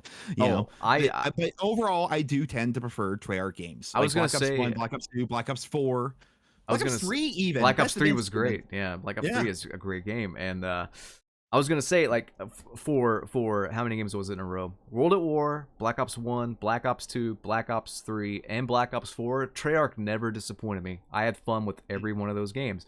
It's a 5-game streak, and people said all the time, I used to Treyarch fanboy. Cold War came out. I have never been more harsh on a game up until that point. Because that's Yeah. not the Treyarch I know. That's not like It you did guys not can feel like a Treyarch game. It did it's not. because it wasn't. It was a Sledgehammer Raven game that they took over, with Mm. 8 months to make it. So I will kind of forgive him for that. You guys like Treyarch gets a mulligan. Prove me wrong next game or whatever. But no, Hopefully. thinking back to MW2, the original, I'm not even the biggest fan of it, but there's so much in that game. I didn't play it as much as most people either. There's so much in that game that's still memorable. Everything about that game is memorable. I remember how the guns feel. I remember the announcers, the music, the sounds. I remember the sounds of the maps. guns, they're ingrained sounds in of the my guns. head. Yeah. Like Um, I'll hear like like every now and then, there's people that put stuff up on Twitter, like, "Oh, can you identify this gun?" Or they'll play a short little Twitter video where they hear the sound of a COD gun and like, "Do you know the name of that gun?" And like UMP with a silencer. I'll never forget the sound of a suppressed UMP in Modern Mhm. Warfare 2. It's like that sound is ingrained in my head because I used it so much. Mhm. And yeah, there's everything about that game. Like I remember every sight line. I remember how every weapon felt. The sound of the Harrier when you Yep. got your 7th kill and the Harrier's like "Durr," and it like lets you know you had it, or the countdown of the nuke. Oh, the nuke was so. Again, it's not even nostalgia. I mean, I've gotten some MGBs, and it's like it's nowhere close to this game that came out 13 years ago in how it feels. What the hell? The entire lobby, everyone got the notification, then and like the big countdown starts happening. Half the other team leaves. Like No shit. Like it was so game changing whenever a nuke came in. It was like It the was. biggest thing. And no shit, dude. No shit. It's in a video of mine somewhere on Modern Warfare, the new Modern Warfare 2. I get an MGB, and I'm like, guys, listen to this. This is my first MGB on the game. I get it, and it's pretty underwhelming. And then I get it, and it plays that stupid animation of like, it's the same animation. It's just like smoke. It's like well at the end where it's like a GIF. Is that what you're talking about? Yeah. So it's playing that, and it's framey for one. I'm like, why? Where's the frame rate? And then all of a sudden, some undead zombie soldier just says, "On your 6," like my teammate during this, and I'm like, wow, that was impressive. Thank you. In Modern Warfare 2, the nuke, the announcer's literally screaming his head off, or like World at War's announcers. The R4 guy would yell, "Tactical nuke incoming." It's over. Yeah. Yeah, and the fact that you remember that too. And like we remember the voice lines from a game from 2009. There's a man screaming that an AC-130 is above because it's a goddamn AC-130 and it's to be feared. Yeah, he's screaming it. He's like screaming you're like, it. Oh, shit. And then I remember playing, and this is one of my best memories of any Call of Duty. Actually, is playing the World at War beta. And oh yeah, I and have that. And by that the way. beta was more polished than literally what we get now. I'm not kidding. It had like no bugs. Like, you know, that beta was Minus polished. minus the under the map glitches. Yeah, those Um, I'll forgive those, but as far as polish goes, it felt yeah. great. And I have a buddy named Riley, and he's had many YouTube channels. Activision keeps shutting them down. One of them's like Prototype Preservation. They get these old dev kits, and then you know, they preserve them, and they post videos of these dev kits of like, you would love to see some of the stuff. I'm sure it's, you know, COD 4, you know, 8 months before it came out, and you can see, you can boot up any single map. Like, this is literally a modded Xbox 360 console he sold me. And originally Crash had a downed Blackhawk instead of the Sea Knight looking helicopter that it has now. Pipeline did not have the underground section, or maybe no, Pipeline did have the underground section, but it had an entire extra section of the map on top of the big hill. And the same thing was true of the World at War beta. Like, the World at War beta is on there as well. And I can just, right now, I can like walk around in the World at War beta. I did a video a couple years ago, so the World at War beta in 2018. And yeah, it was actually more polished than most of the stuff that you see now. There were under the map glitches, which I showed because it's funny, but I love all that old stuff, and I wish that games in general could release with the same amount of polish as back then. Because back then, you know, online updates were a thing. I think online updates have made us, or made devs lazier. yeah, no, Remember, you buy a game at EB Games, Electronics Boutique, whatever. You go home, it just had to work. There was no day one patch. You know what I mean? Like, if they messed up, that. they had to literally re-release the game, recall the game, and you give people their money back, or release like a version 2 or something, like Street Fighter 2 did back in the day. With COD 4 and World at War, they had some updates, but nothing to the extent now.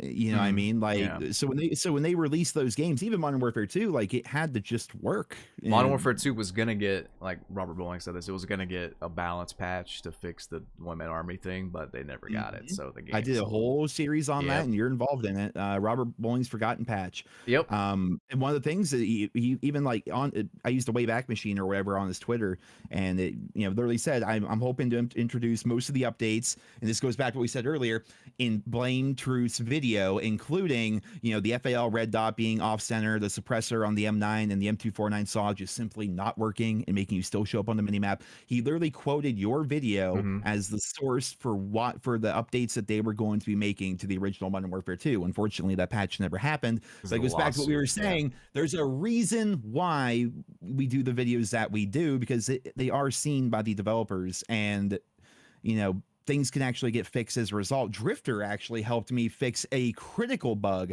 back in Black Ops 2.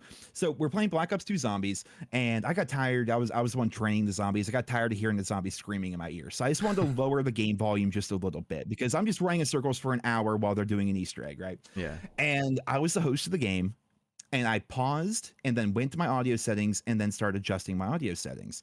Doing that dropped the frame rate of everyone in my lobby down to like 1. Like, the game was completely unplayable while I was adjusting my audio.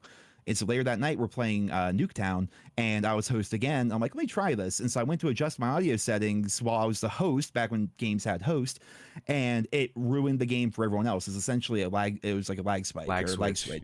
Yeah. And I'm like, well, this is game breaking. Anyone that has host could just make the game unplayable for anybody. And I knew Drifter a little bit better at the time, and so I DM'd him on Twitter or Skype back when that was a thing or whatever, and I sent him the video and how it worked, and he passed it on because he had the contacts. He passed it on to Vonderhaar or whoever else, and it was fixed in a day. Yeah. Like, stuff like that, like, Vonderhaar, content creators I love Vonderhaar. Vonderhaar, top tier man. I talked with him quite a bit, actually, back in Black Ops 1, and he still to this day ran with my Desert Dave meme. He embraced it, and he posted on. I mean, I thought it was really. I tease him for it, but I did think it was funny. He released Cold War, and it's just like, I'm going to the desert. Like, goodbye. Like, have this broken game. Like, have fun. And Cold War got better as it went. So again, sure, but it was real rough at launch. Yes, it was. And again, though, like, I'd rather the game get better as it goes than whatever Vanguard did, where it got worse as it went. Literally, it got worse. Modern Warfare, the game is even less fun. It's just. But yeah, I was just gonna say, my favorite. I remember to this day, my favorite gaming memory with Call of Duty, probably overall, is I'm playing the World at War beta. It's my first match. I think this is up on YouTube, actually. It should be somewhere on YouTube. I'll try to link it in this video when I post it. But I'm playing the beta. It's on is it Roundhouse? I think it's Roundhouse with Roundhouse. the It had the roundhouse in the middle. It was Uh-huh. mostly a brown map with dirt and brown buildings, Some and there's walls. tanks. Yep, And I and was there's using tanks. the trench gun and just running from wall to wall and like shotgunning people. And I Wait, remember, whoa. You were having fun with the trench gun? I swear to God, it was buffed in the beta. Like it was better in the beta. Like it was actually good. I made a shotgun montage with the trench gun in the beta, and then the full release happens, and I think they nerfed it. I think they saw that montage I'm not and trying to nerfed it. derail your story too much, but I No, used to no. joke it was better to put the bayonet on the trench gun because that was more consistent than the actual trench gun I itself. swear to you, and I don't know if anybody even has the data, but I swear to you, it was better in the beta. It worked great in the. I think the devs literally saw me making a montage of it in the beta, and they were like, "This gun's really good. We need to nerf it." Also before the MP40 jug meta, Yeah. too, I guess. Yeah. And they did that on purpose too, because on PC it wasn't that way. So Yeah. yeah, it With was stopping power, it was like 78 damage per bullet, or Yeah. something stupid like that on console. Yeah, like it was something for new. They wanted it to be like the M16 in COD 4, Mhm. which I get it. But anyway, my favorite memory is like getting dogs with the trench gun, and I didn't know anything about World of War, like as far as that went. And I got dogs, and I called them in, and the announcer, I was on the German team, I believe, and he did that whole like, "Our hounds will tear them to shreds," and then the dogs come out, and I'm like, "This is the coolest fucking thing." Like, Oh, I remember all those lines, man. The savages send dogs to do their work. yeah, Or, what did who's the guy that voiced the Americans? that's Oh, Kiefer Sutherland. yes, Yeah. there you go. Oh, and I'm trying off the top of my head. If I stop thinking about it, I'll remember. But he has same idea when they call in dogs or artillery. Yep. Like there were some behind the scenes videos that Treyarch posted, I think, on their YouTube channel, like youtube.com/Treyarch, and it shows like Kiefer Sutherland. Words are hard. I just activated Siri. I by heard saying that. Yeah.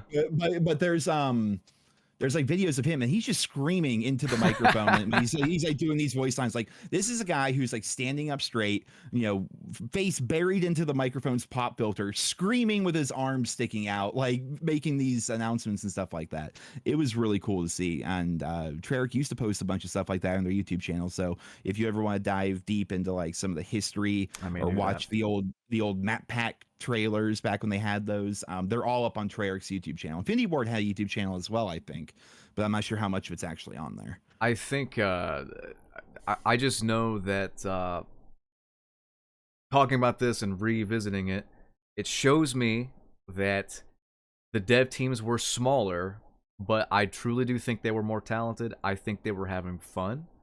I think it was more about fun than profit. And now I think it's just about pushing out a product that's meant to make the most money. Who cares? Yeah, it's been commercialized to death. It's a cultural thing. I mean, they made those freaking like diamond necklaces, and they were trying to get Cardi B involved with the marketing of this game. But then I'm like, who is that for? But then they switched her with like Nicki Minaj in the commercial, and just Cardi B had some sort of legal thing. Yeah. But again, who is this for? Like, diamond encrusted ghost necklaces that you're giving out to multi-millionaire celebrities. How is this doing anything more for you than a trailer? And that trailer was bad. Or an interview where a dev talks about like the process and the design philosophy going into, remember when they would release a map pack for Black Ops 2, half of it would be like a trailer. The other half is like the devs talking about and showing the creation of the map itself and talking about like what they wanted to do with it and like the idea going into it. And then the art direction. I always found the art direction fascinating, but like, that's so much better than Cardi B getting a diamond encrusted necklace. I don't understand like that what they're allocating their money, and they only pay their employees, but they're doing shit like that. Like, I don't know. That ad, by the way, with just random, it's just random celebrities. I think it's just a bunch of celebrities plugging the game, singing a really bad, cringy like rendition of a military song, and I'm thinking, who is this like?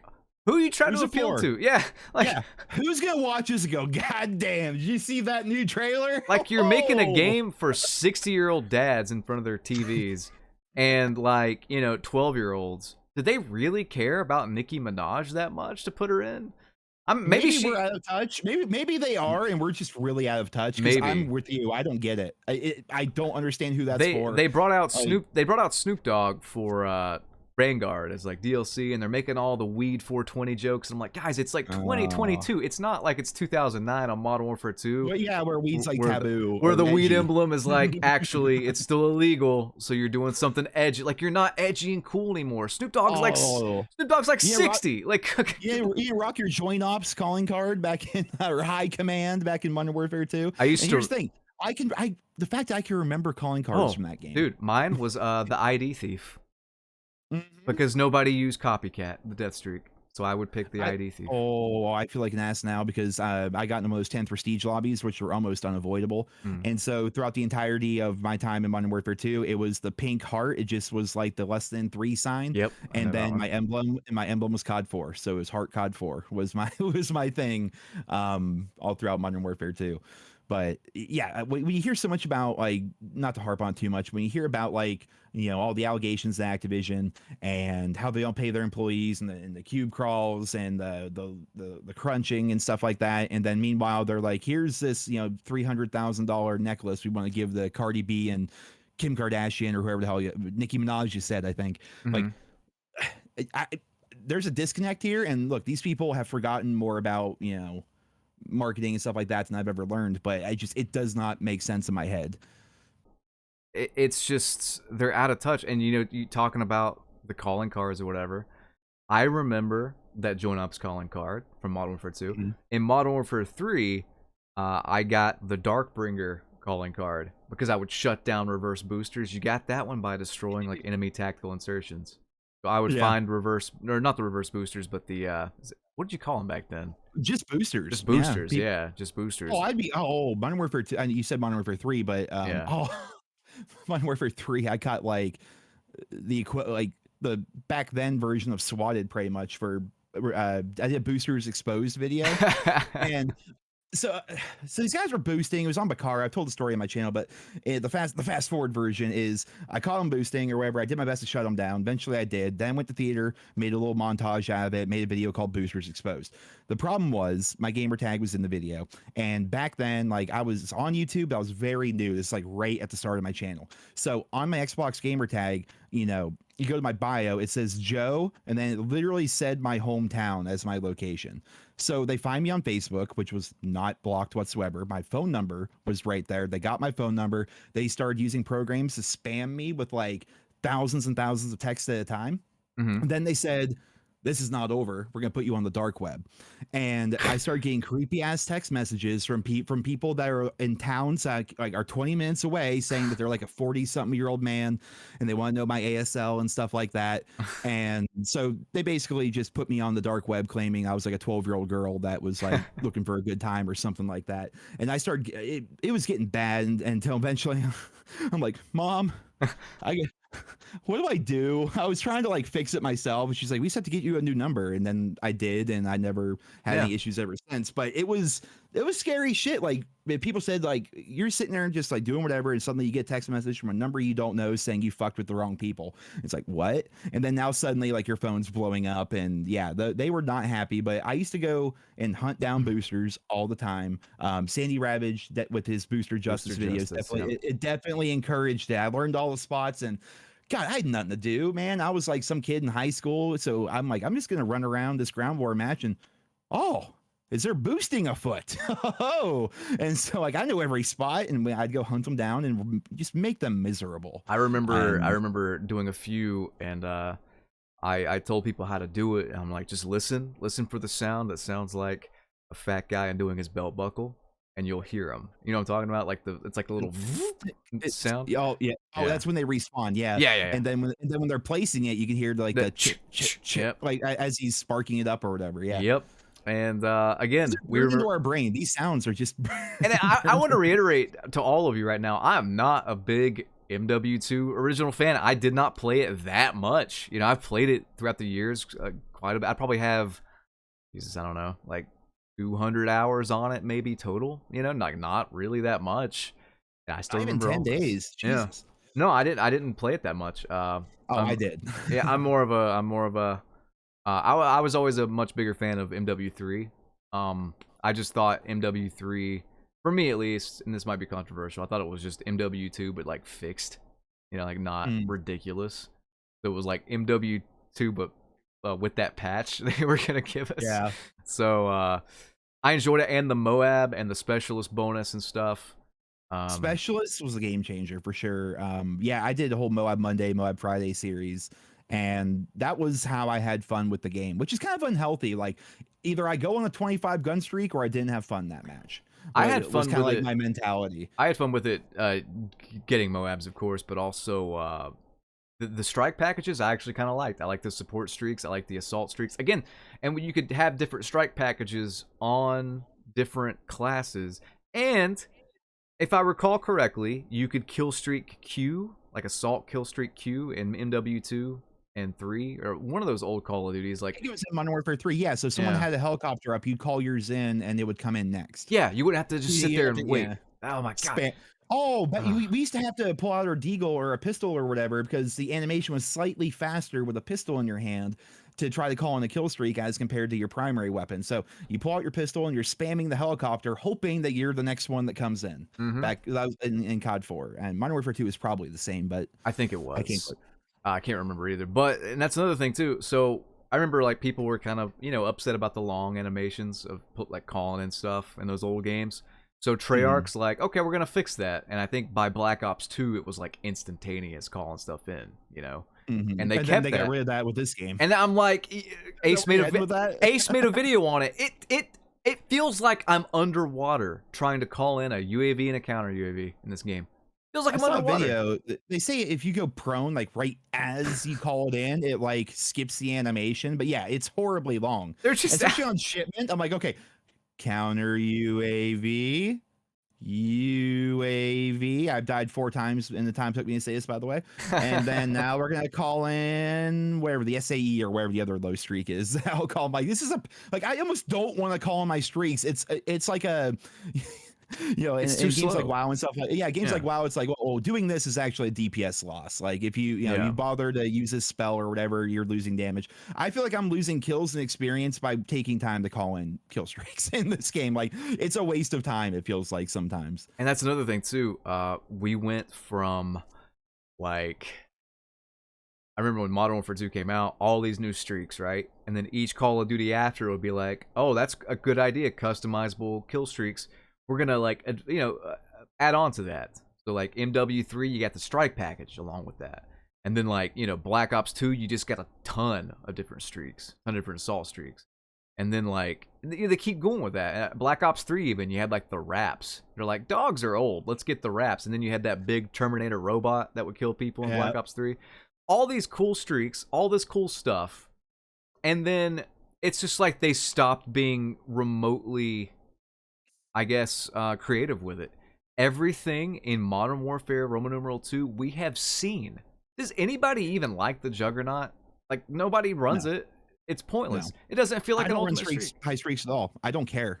Yeah. Like I'm not interested. And I also think that in recent years, COD devs in general, maybe it's just they're shifting to a new philosophy, but it seems like they don't want the streaks to be good regardless. Because in what was it, Black Ops Cold War, an AC-130 cost 10,000 score to get. The chopper it could gunner was be terrible. Oh, And it was bad. it could be instantly killed by a 2,000 score streak, the Air Patrol. The Air Patrol was the dumbest thing. You Oh my pop God. off and you have to go insane to get 10,000 score on a normal map. You know what I mean? You're playing like a normal run of the mill map, not shipment or something like that. Like getting 10,000 score took some doing. It really did. And then you finally get it, and then whoop, there's 4 people, not just one. There's 4 people on the other team that have air patrol, air support, Air I think it's called Patrol. Yeah, they have that just like waiting for you. Oh, it's And so then- dumb. And then you call in your chopper gun, and then you call in your chopper gunner. They have that taken down. And too. you can then have you an air call in- patrol to counter their air patrol, but then everybody's running it, so there's no actual counter. Yeah. Like 5 guys with air patrol beats out you with air patrol.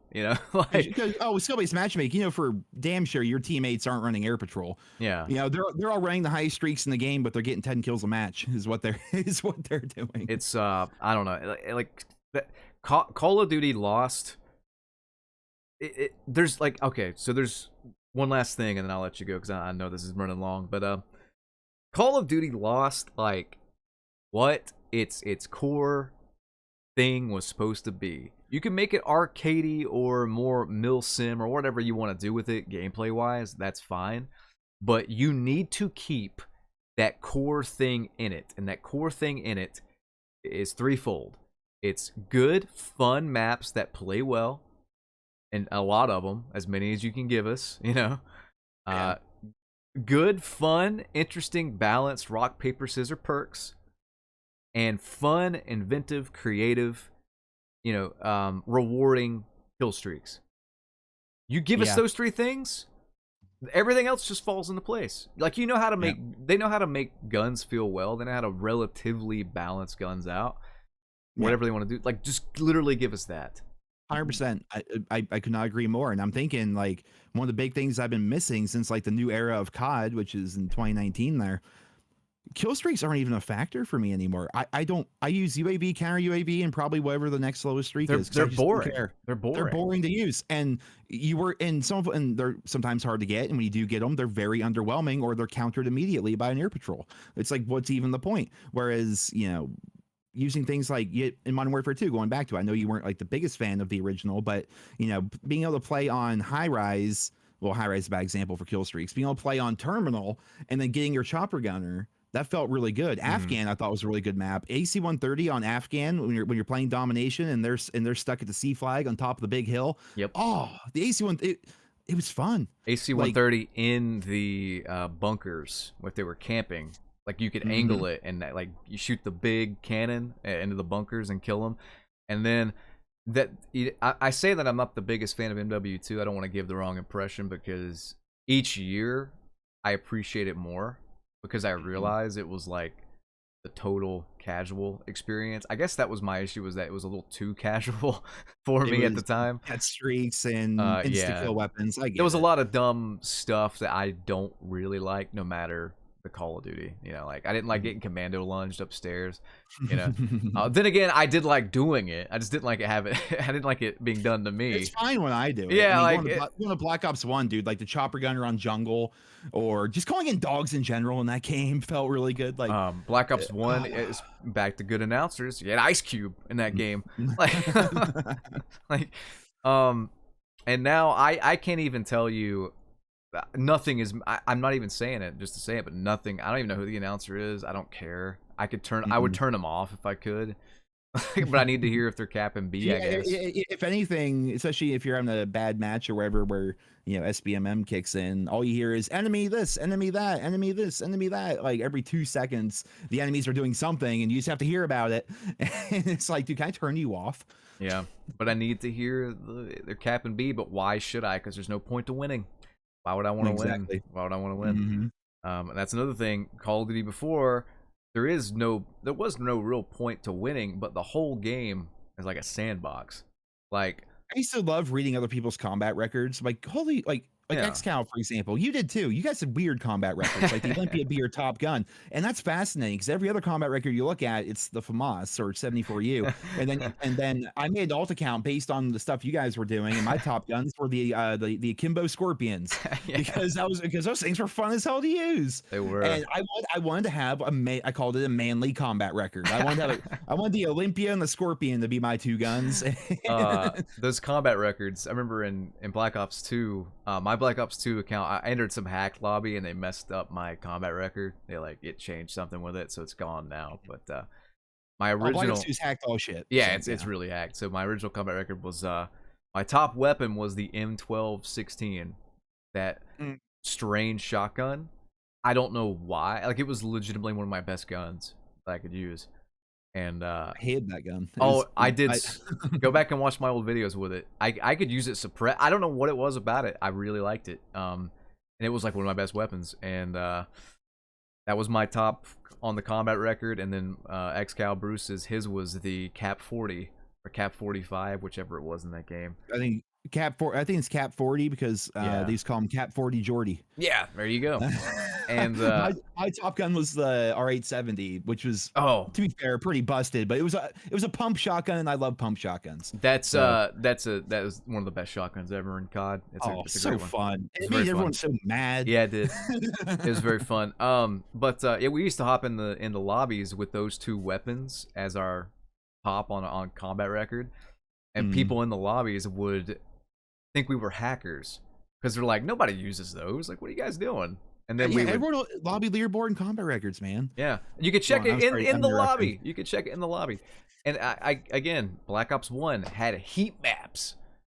The jump from World at War to Black Ops 1 was like a 3-year game into a 2-year game. That's an actual 3-year game they developed in 2 years. They added theater.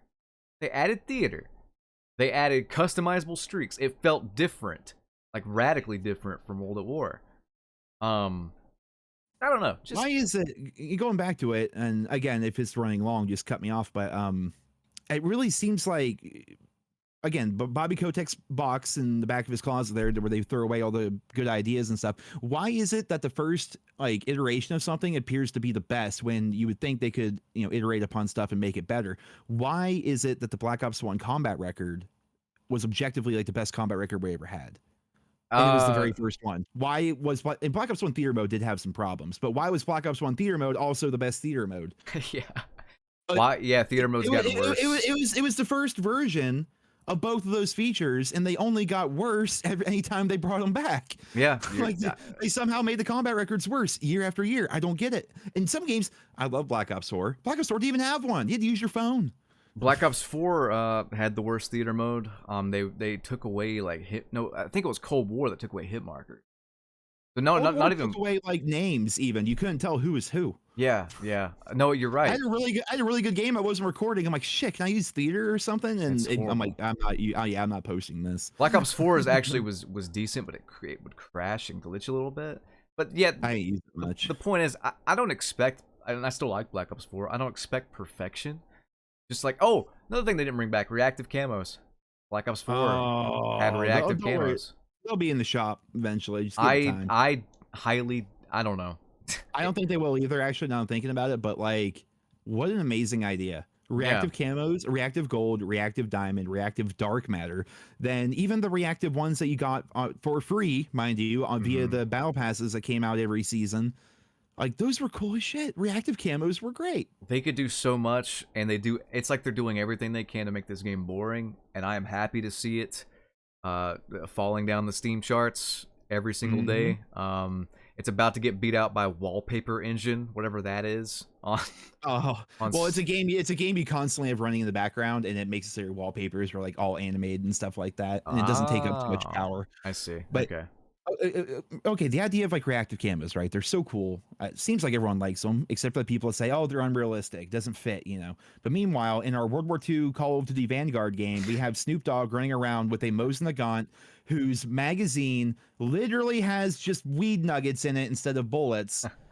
But that's fine. But we're gonna draw the line at reactive camos. It does not make any sense. It like really you doesn't. can't like.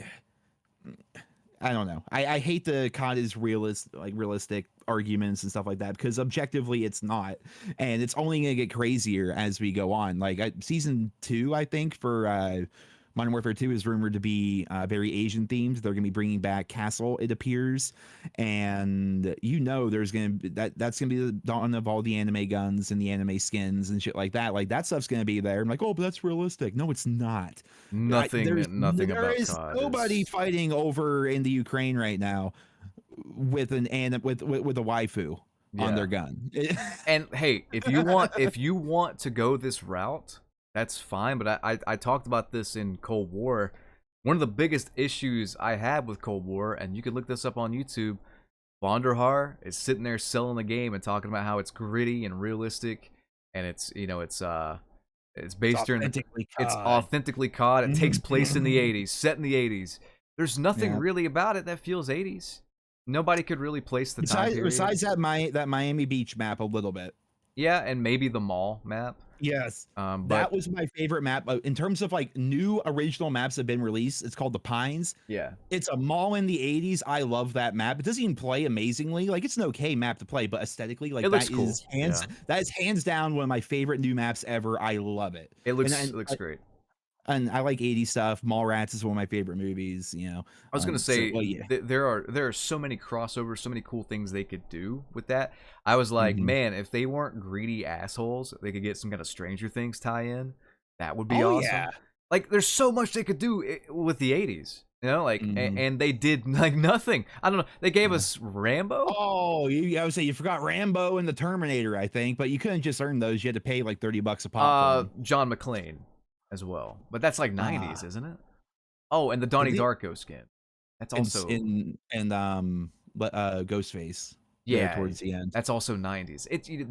There's no theme, and then Vanguard comes out, and I said this before it came out. I'm like, this game is gonna be like thematically, it's gonna be a disaster.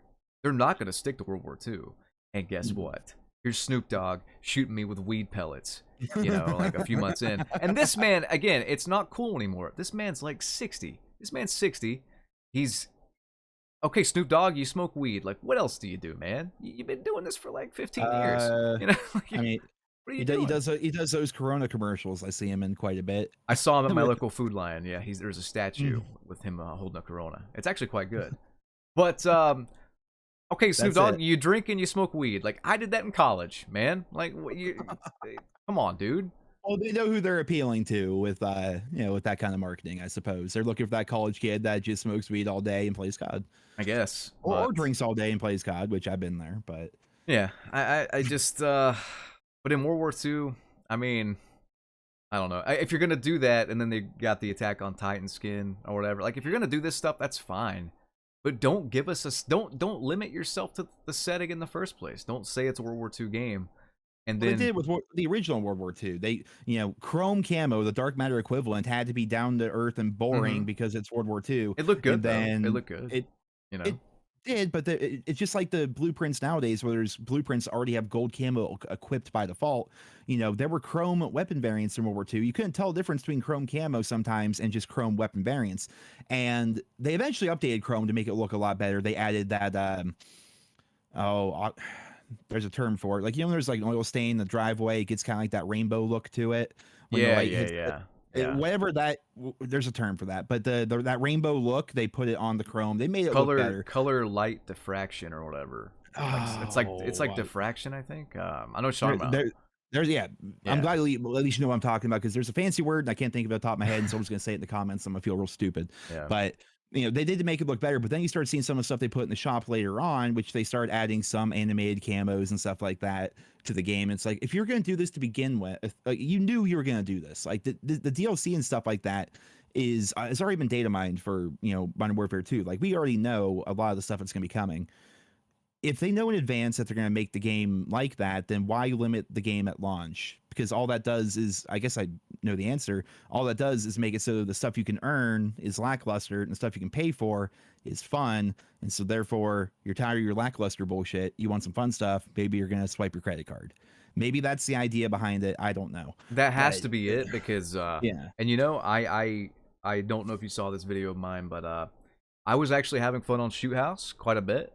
And I'm like, you know what? I'm going to play this like a Call of Duty player would. And I bought a skin. I bought a fairly cool Signal. I did see this video. Yeah, sniper skin. And I'm like, this is pretty cool. The attachments kind of suck. Don't think I'll do this again. I don't feel any like I haven't equipped it. I mean, I haven't played the game, but Why is it in Black Ops 4 that if you got a cool looking weapon variant, all the attachments just worked for that variant? Because that was made by people that knew what they were doing. People that cared. People that care. Yeah. Black Because Ops yeah, 4. now you get a blueprint. If you want to put good attachments on it, the blueprint doesn't look like a blueprint anymore. It just looks like shit. Yeah, exactly. Uh, I'll never forget either. Black Ops 4. Me and you played that a lot on my Twitch stream and stuff. Not once that I could ever recall was I in a lobby above 40 ping. Every single lobby I connected to was usually between 20 and 40 ping. Very good connections consistently. Never had an issue. And then Literally And that's never while had an streaming issue. too. Yeah, while streaming. On my Which old usually connection, inherently on my old that hurts connection your connection, before, yeah. yeah, before I got fiber. And now I have a fiber line. I literally have the fastest internet money can buy, the most consistent internet. I have the best internet technology in the world. That's not an exaggeration. You know, like consumer-based internet technology. Why Yeah. am I getting put in the lobbies above 50 ping? Sometimes it goes up to like 80. And then in skill-based matchmaking lobbies, if I have 80 ping, I'm facing clones of myself and they all have 30 ping. Who's gonna be having the bad time? You know, Yeah. like who's gonna be having the bad time? They have more than like twice as fast of a. They're literally in the future. They're literally in the future. So yeah. it just blows my mind. Especially in Anyway, a game where you die in a fraction of a second. Yeah. Like ping needs to be king if time to kill is gonna be that fast. I was gonna It just has say to it be. wasn't that bad in Cold War because 150 health. You know, Mhm. Treyarch does the higher health thing, and it's appreciated with this system. You know, but I'd rather just have a good system, good ping consistently. Everybody should have roughly equal ping in every match. You know, it's Yeah. just how it should work. They have enough, server centers or wherever the hell they're called, like around the country, at least in the United States. Like everyone should have good connection. I was gonna say I'm on the East Coast here. You know, like I'm not in like Bangladesh. I'm not in the middle of Alaska or something. Like I am in the prime area. The only way I could get better connections is probably moving next to the data center, wherever that is. Yeah, you know? yours we were right next door to it. You're like, I'm tired of this bullshit. I'm Yeah. getting one ping. I One want ping. I want one ping. I We did really want play one ping. Modern Warfare 2 one time. There's a guy in our lobby who the entire game had 2 ping. And we're like, is this guy living upstairs at the data center? Like, how's it possible you have 2 ping? Oh man, I remember playing with a buddy of mine, and he lived maybe 5 miles from me, and back on COD 4, and he would get host all the time. And I remember didn't have ping numbers, but I would always have essentially host. You know, like it was like 2 hosts because I was right next to him. It was maybe like 10 ping. Like, you know, It felt good. it felt good. Yeah, back when host advantage was a real thing, and Yep. you had an excuse. If guy on the other team beat you and he was doing really well, I'm like, well, you have host, of course you won. And then I'm like, and then you'd go, hey, let's wait till the next lobby when it reselects the host or whatever, you know, like Mhm. picks the best host for the lobby. And then Host migration was a feature that was a selling point for Modern Warfare 2, the host migration. Because in COD 4 World of War, if the host decided he didn't like this lobby, he ended the game for everybody. host ended game, yeah. Host ended game. That is nuts. Host ending. I have a Like, series. this I game- have an we old had series. that happen. Yeah, yeah. I was gonna say real quick. I had an old series called Host Ended Game on COD 4, and it was me just making the host rage quit, pretty much. I just find it crazy we live in that timeline where Yeah. host ended game was a real thing that just we had for 2 years straight. But you know And what? Honestly, that was annoying. But we have to think how insanely fast. I don't know if you remember how fast it was, but how insanely fast it was going from booting up COD 4 to getting into a multiplayer match. Booting up the game, going into blows my mind. multiplayer, searching for a match would take about 30 seconds. And then once you are done with that and you're in that lobby, the game would end, you know, quickly in like 5 to 10 seconds. Show the final scores and stuff, you know. You'd have sometimes too quick. yeah, you'd have 1 minute to mess with your classes. People would come and join the lobby. The lobby would stay together. The next map would come up. You'd vote if you were done editing your classes or whatever. You had to hurry when you were changing your classes. It 'cause was the game was gonna fast. start quick. It was fast. Yeah. Yeah, it was. You had a minute. You had exactly a minute. Yeah. Every now and then I'll need to I'll record, like, I like to do those flyby cinematics, and sometimes depending on the video. And so I'll boot up COD 4, and from the moment like you click start on the game to me being in a private match with the map already loaded takes like 20 seconds. Yeah. Like the whole process is like bloop, bloop, bloop. It's just as fast as human. It blows me away like how quick it is. I'm like, this is almost too quick. Like, are they even It's- loading anything here? Like, it's weird. It's so fast, and then we go from that to booting up the game, getting spammed by a bunch of shitty soccer player skins. I can't even find. and a trailer that you can't skip, which randomly just appears sometimes. Yeah, no, I booted up the game to check out something. I didn't play it, but I booted it up just to see if they had updated it or whatever. And I got spammed by that trailer, and I couldn't do anything. You couldn't skip it. You're like, you're really gonna make me watch this? I couldn't skip it. I literally could not skip it. And I get on and I'm like, where is the game? Where is the game I bought? There's like all this at the very bottom. You have to scroll to the bottom past all the bundles and shit to click on the Modern Warfare 2 multiplayer. Yeah. And then I do that, and I don't even know if they fixed that bug where you can't edit your classes on Xbox. I do not know. My friend Sean, we all play PC now. My friend Sean plays on Xbox though, and yeah, he can't edit his classes. Is it between games? Yeah, it's like if you're joining a lobby, you can't edit your class in the lobby. Like it'll say it's the Warzone loadout. It's ridiculous. I don't know. Yeah. But oh well, that's probably well. Before I cut it, I'm gonna ask one more thing not related to COD. Do you watch AEW at all? I have not been paying too much attention. As close as I get is on Twitter. So. Okay, so I didn't know if you were watching when Jeff and Matt reunited.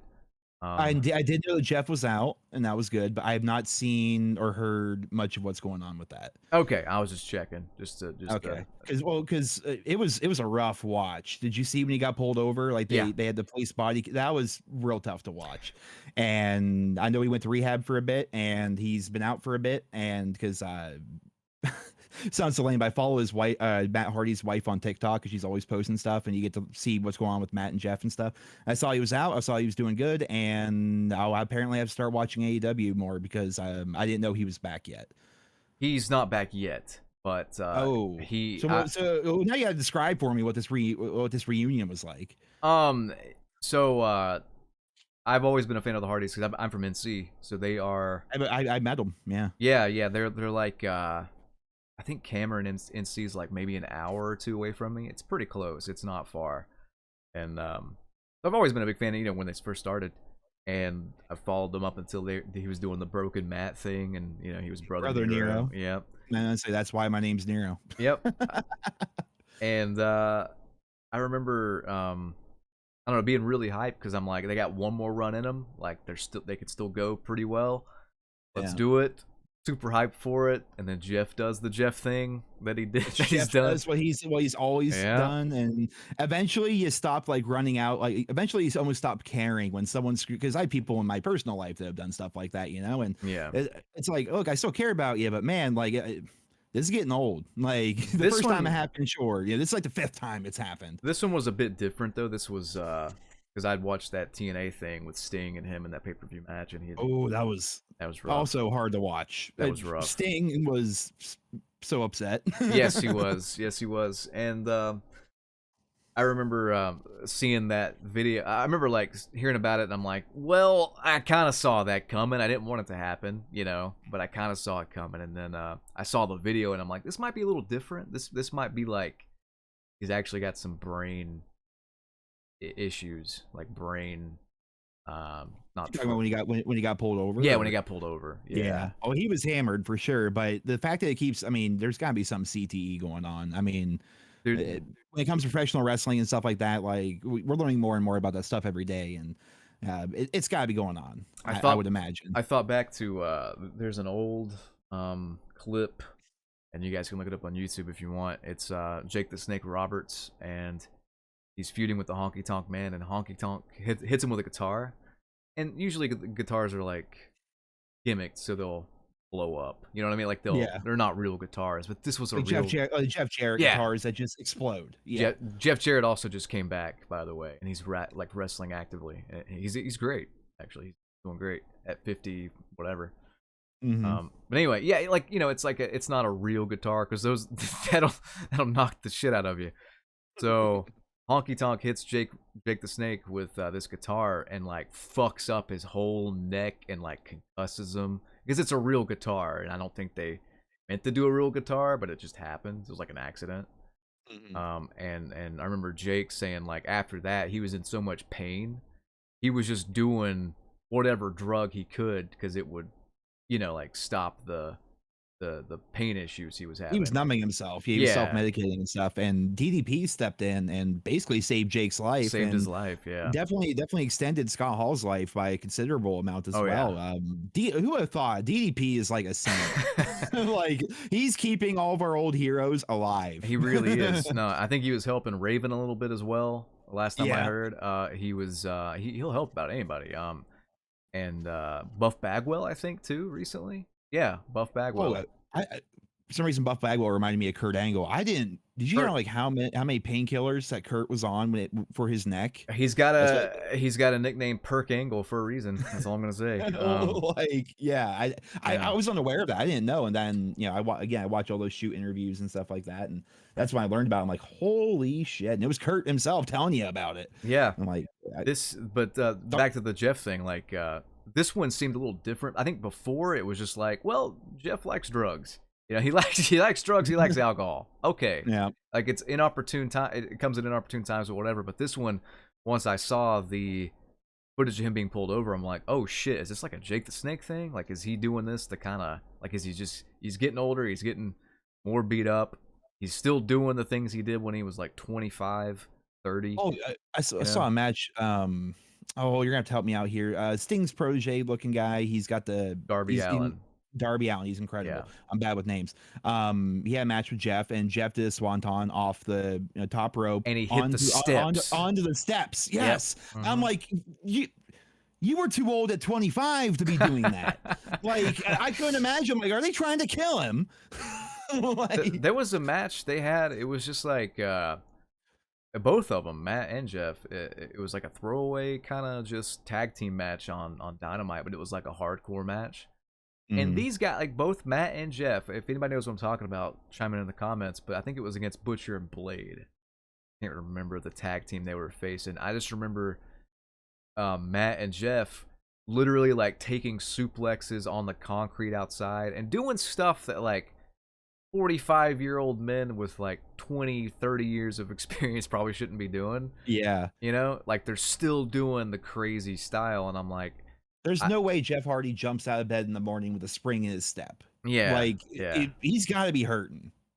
I was gonna say both of the even Hulk Hogan. I don't know if you know this story, but there's an interview with him where he says he wishes he made his finisher like anything else than a leg drop because Yeah. like 40 years of doing this leg drop has like compressed his spine to the point where like he's had to get so many back surgeries.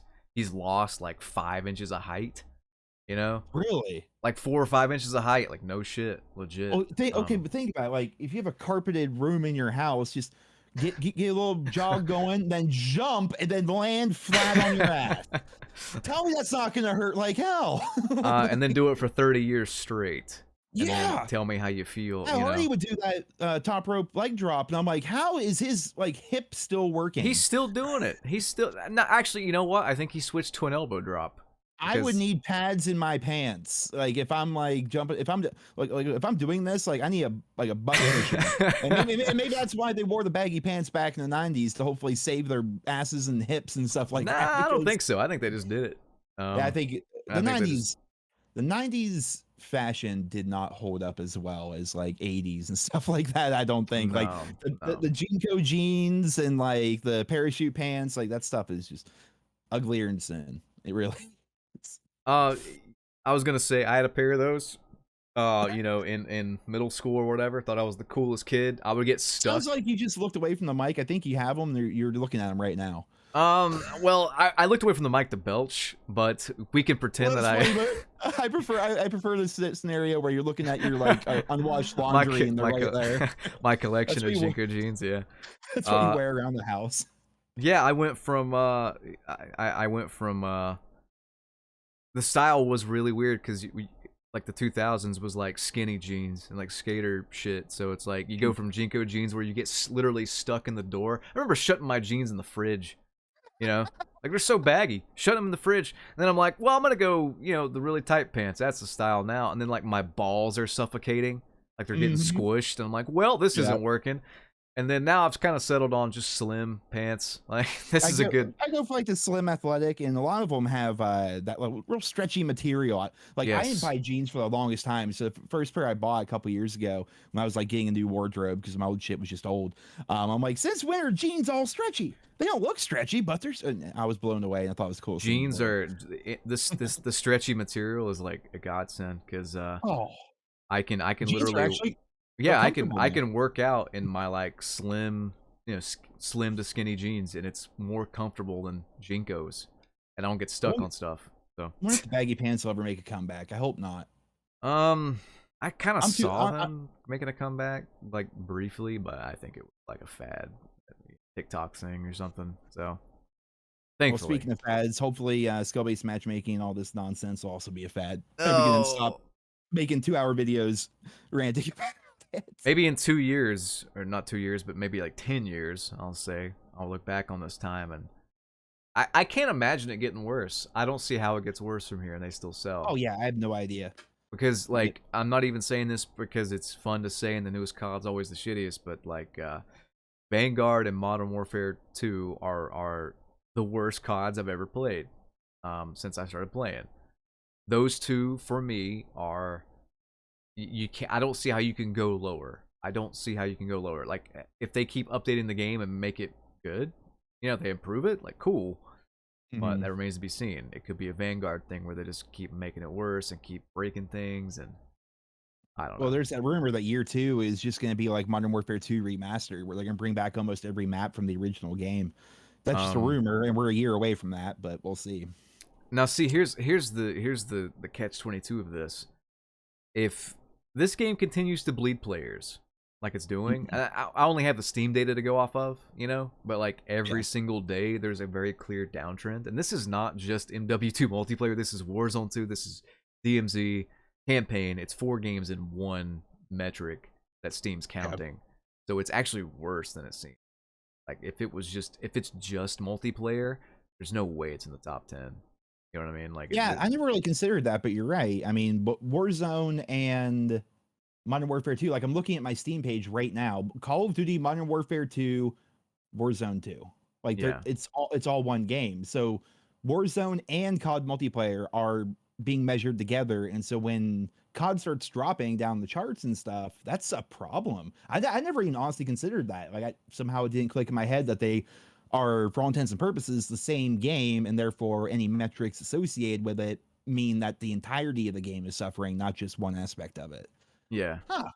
I honestly never, like, I'm literally looking at my Steam right now. It's been open the whole time we've been chatting, and I'm like, wow, there it is. I was gonna say it shifts from like the 8th position to the 4th position usually, and like Mhm.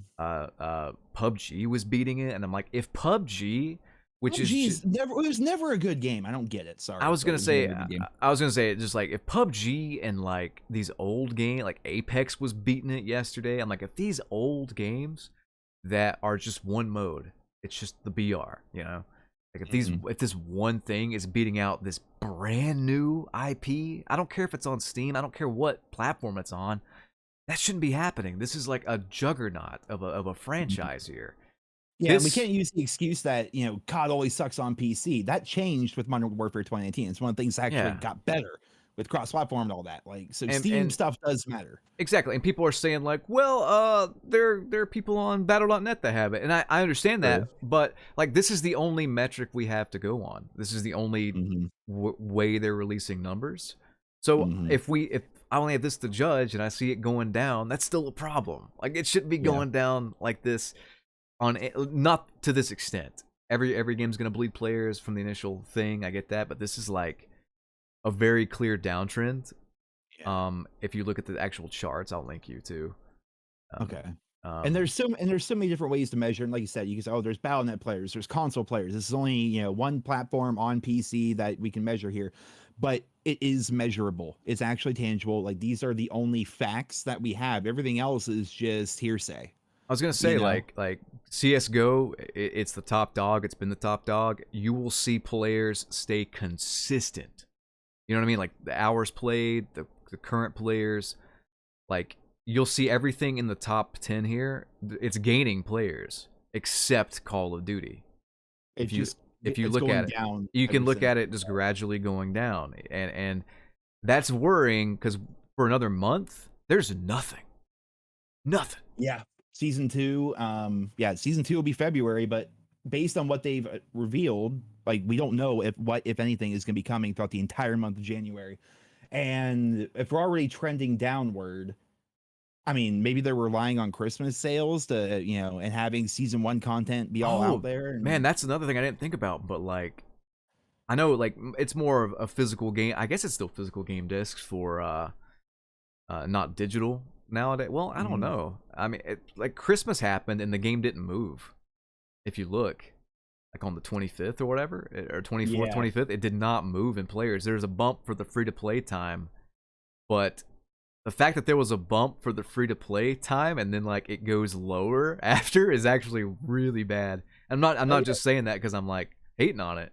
That's like not a Yeah. good sign. That means Well, I'm actually surprised the free to play thing it actually works. People actually cared, but yeah, they dipped down quite a bit on Christmas Eve. They went up slightly on Christmas Day, but now they're pretty much back to right where they were and before. if you go back to when Warzone 2 like first came out, I think the peak players was like nearly 500,000.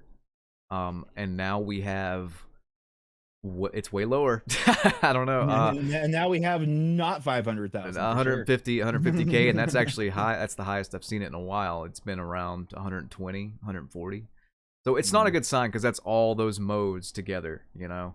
Yeah, that is the big thing. This isn't just Warzone. It's not Just just multiplayer. multiplayer. It's both. And And it's yeah, DMZ and it's and campaign DMC and campaign if and people care about Spec that. Ops if you give a shit about Spec Ops. So that's really not good. Like if this were a Treyarch game, I think like if you separated it into modes, like zombies would be the most popular, you know, and then multiplayer, then like campaign. I So think a good way to put this would be I remember back in Black Ops 2 there'd be like 250,000 people playing on Xbox alone, right? yeah, And it would tell you that. According to Steam charts, about half an hour ago there was about 150,000 people playing COD, but that's between multiplayer and Warzone. yeah, Two juggernaut multiplayer, Warzone, multiplayer games, DMZ, all of campaign, it. And everything Black Ops 2 was just would multiplayer. have more that would have it was just multiplayer, and it would have more than that. I So remember seeing, and I'm not even exaggerating with this. Black Ops 1, I remember seeing at one point when the game was newer, nearly just a million players. I think it was like 900,000 players online on multiplayer alone on Black Ops 1, just World at War on had some crazy Xbox. stuff like that too. Like, yeah, Yeah. just on Xbox. Like, I remember seeing at one point, especially around launch and around Christmas, like 500,000 or something like that. And Hmm. I'm sure there's screenshots somewhere. There you can find old, 144p videos of people playing back in the day. But you can find footage of this. Like it, this is verifiable stuff here. Yeah. So And again, people will say like, it's split between Battle.net. Okay, so let's say Battle.net's half of this, right? 300,000 roughly players all across, PC on 4 different modes is still not that great in my opinion. You know what I mean? Like, and then we don't even have the console it's numbers. not horrible. It's far from dead, but it's Yeah, not where it's not where it's I brand new. expected. Yeah, Yeah, like I didn't expect it to be that low.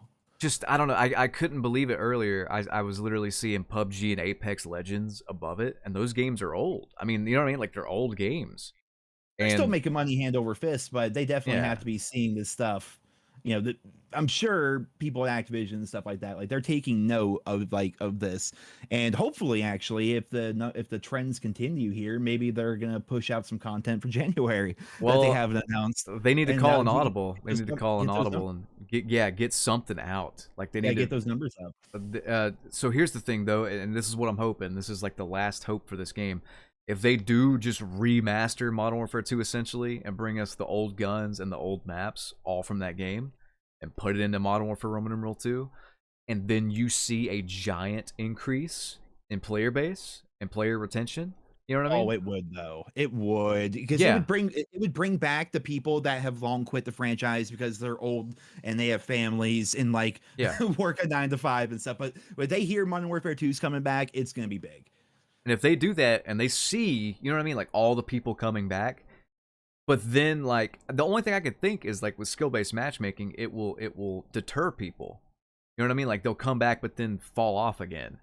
I think that's Yeah. I'm not even like saying this just to say it because I'm not into the SBMM research or whatever, and I don't have enough data to even come to this conclusion. But like these are steep drop-offs, and just from what I remember playing like Black Ops 2 and all the old games that would show player counts, Like the only Ghost time was so bad that they got rid of that forever. Sorry to yeah, no, interrupt. no, it went low with Ghost. Yeah, it went Yeah, very it low. was like yeah, Black Ops 2 had more active players than Ghost, even though Yeah. Ghost was the new game. And ever since then, they refused to show player count. But sorry, continue. No, I was just gonna say like if I remember like it being obviously it's gonna lose players as time goes on. That's normal, and then the new COD comes out, it's gonna have a big loss. But this like how much they've lost, you would have thought they released a COD game and then like 2 months later released another one. You know what I mean? Well, according to Steam charts, again, in the last 30 days, they've lost about 16% of their player base. And that's the last 30 days, and that's not even counting like when Warzone 2 came out and then people checked it Yeah. out and then they never returned. Mhm. I'd be interested to see how this compares to Warzone 1, even though they stripped And, that. okay, and just being last 30 days, I mean, God, why am I? It came out in October, right? Wasn't October 28th? It's been out for 2 Right. months exactly, yeah. Yeah, Mhm. I say I have October 28th in my head. So in going from November 28th until today, is they lost 16% of their player base. That's not counting, like you said, all the people that they ended up losing just off the because any new game is going to peak and then it's going to lose players for sure. Right. But to lose 16% of your player base month after month like that is kind of If indicative that's of where the game's going. if that's gonna be like they had that big rush with Warzone, they lost the big amount of players. But now we're to the point where it's like, I mean, again, if you look at this top 10, everything else is gaining or maintaining steady. Yeah. And there's a very clear downtrend. And if the And data those games aren't was, even new. they're You not know, new. And if the those are games that downtrend, people have been playing forever. They're bored of. yeah, Grand Theft Auto 5 is gaining play. You know what I mean? Like, Oh, dude, the RP stuff just revitalized that whole game. yeah, and like, I mean, you have all these games. The fact that Counter Strike, which does not appeal to any casual, you know what I mean? Like, it's not casual really at I all. won't play because I'm afraid to. They're gonna yell at me because I don't know what I'm doing. I played Like, and I sucked at it. You know what I mean? I mean, I respect the game, but I sucked at it. So I'm like, that was me with Valorant. I tried Valorant. My yeah. teammates would get mad because I'm like, look, I'm brand new. Why are you in my bracket? Where's skill-based matchmaking when I need it? Yeah, seriously. Also, I went and looked at. This is an interesting metric. I went and looked at Elden Ring, right? Yeah. That game has single player game, so you can't quite judge it. Mostly single player game. That game on Steam peaked at like nearly 1 million concurrent players. That's Jesus. nearly double of what Call of Duty, like Modern Warfare 2 and Warzone 2 had, which is saying Yeah. something because that's a pay only game Yeah. on Steam. And then Warzone 2 and stuff like that. Again, you could split it with Battle.net and say it's around the same ballpark, but again, that's 4 modes in one, half of which are free, you know? So Mhm. I went and looked at Elden Ring, though, and I found this very interesting, just trying to, I guess, compartmentalize data here. But it's a single player game, so obviously it's going to lose players as people beat it, you know? Yeah. And it's gone down, and then in the last 30 days, there's a 50% gain in players. Now, a lot of that's probably that little bit of new DLC, that PvP DLC they added in. But also, I gotta think, like, people are getting it for Christmas. You know what I mean? 100%. I was gonna say Christmas. And they're playing it. So 50% rise in players, you know, in the last 30 days. And I look at Call of Duty and I'm like, where's that? The players didn't budge on Christmas. That's a big deal. I'm not just saying that. That's a big deal. And obviously you can like prove wherever you want with data and stuff like that. But here's my guess: Warzone's free, therefore they already had the game before Christmas. Mm-hmm. So when it comes to actual Modern Warfare 2, the actual multiplayer, the thing that you and I care about, Yeah. that Nobody's buying it. No, nobody's buying multiplayer. They're playing Warzone, which is nothing new. Like we knew that. Yeah. But yeah, multiplayer did not have the big Christmas boom that virtually every other game would have. Because Yeah. people care more about Warzone because it's free and they like Battle Royale and COD multiplayer. Like, oh, I run around for 10 minutes and I kill people. Oh boy. You know, like people maybe want more out of their multiplayer experience. And instead of giving us more or even maintaining features like prestige mode and challenges, 100%er and stuff like that we've had in the past, they just get rid of that stuff for some reason. It's like, well, gee, I wonder why you get people aren't sticking with your multiplayer long term. And not only that, but if well, I'm sure you kept up with it, but like Warzone 2 has been pretty much universally panned. as not Yeah. as good. Add to the fact that there's more crashing and issues than ever with that, and it's like, I mean, I don't know if they just expect the brand name to carry them or what. I feel like Caldera had more hype behind it than Warzone 2. I don't know. Like, maybe it's just I'm not paying attention, or I'm in an echo chamber and it's outside of my realm of information that's coming to me, I guess. But I just don't see the hype around Warzone 2 the way that Caldera had, or even going back to Verdansk. I was gonna say So, Warzone 1 was something new, and then this Warzone 2 sounds like change for the sake of change that nobody wanted. And and now they're then reverting those changes. They're starting to revert, going back to loadouts and things like that. we see how well that worked out for like COD World War II, where they gave us the Mhm. game we didn't like, and then they fixed it 6 months later. But by then, it's too Oh, yeah, late. first impression's a lasting one. Yeah, Yeah, people are gonna be like, exactly. who cares? I moved on to, you know, Valorant or whatever, and now I'm playing Valorant or Apex. I finally gave Apex a chance because Warzone 2 sucked, and now I'm all in on Apex or something like that. Yeah, If you lose your players that way, it's hard to get them to come back, especially if they've already been invested in another game. And every game nowadays it's games as service, like constant updates, new DLCs, new expansions, new this, new that. There's always something to keep you because they want you to like playing their game and only their game. So if you lose that many players and they move on and get hooked on a different game, it's even harder now to get them to want to come back to your game. I was gonna say, So man, there are so many games. So like, this is 100% true, and I don't know why Call of Duty doesn't do this, but Payday 2 on PC has been given consistent, cheap DLC since it came out in like 2000. I don't even know when it came out, 14 or something. Let me wow. go 2012. No, 2013. I think it came out. And I go back and I play Payday 2. I'd say like once a year, you know. And the DLC is so cheap. It's like $5 for like a brand new mission, like a full map mission, and then like new weapons and new stuff, new melee weapons. It's so cheap that you can buy, especially on like sales and stuff like that, like a year's worth of content for like 15, $20, you know? I do that with City Skylines. Yeah. I love it. It's so, and I'm looking. I even know they add a financial district DLC. There's a couple content creator packs, and they're cheap as shit. Like, you want these? We'll give you these 4 bundles for $15. I'm like, well, shit. I already know I'm gonna put like 50 It's hours into that. So yeah, I'm literally buying them. I'm buying this bundle right now, the World Tour bundle for Skylines, because I freaking love City Skylines, yeah. and the DLC's cheap, and It's they so give you the cheap. reason to come back. It's so cheap that like Payday 2, for instance, I'm just looking at the Steam charts right now, but it's so cheap that players never feel like excluded. They can catch like all the DLC on sale. You know what I mean? You And can that convince your DLC, friends to come back too. It's like, hey, yeah, there's a new update, and you're like, oh well, is it free? No, but it's a whole expansion pretty much, and it's $5. They're like, oh, okay, well I got $5. Or even a friend be like, look, I'll buy it for you. I'll yeah. gift it to you. It's It's consistent. $5. It's yeah, exactly. It's consistent updates. You don't need it to enjoy the game or play the game, but it's like something extra, you know, if you want to do it. Yeah, same with And Skylines. I'm like, I want to learn more about this financial district. I'm gonna play around right. with that. I'm gonna build a whole new city. Let's go. I'm literally gonna be playing that tonight. I'm excited. Yeah, give it a go, man. Have some fun actually after Call of Duty.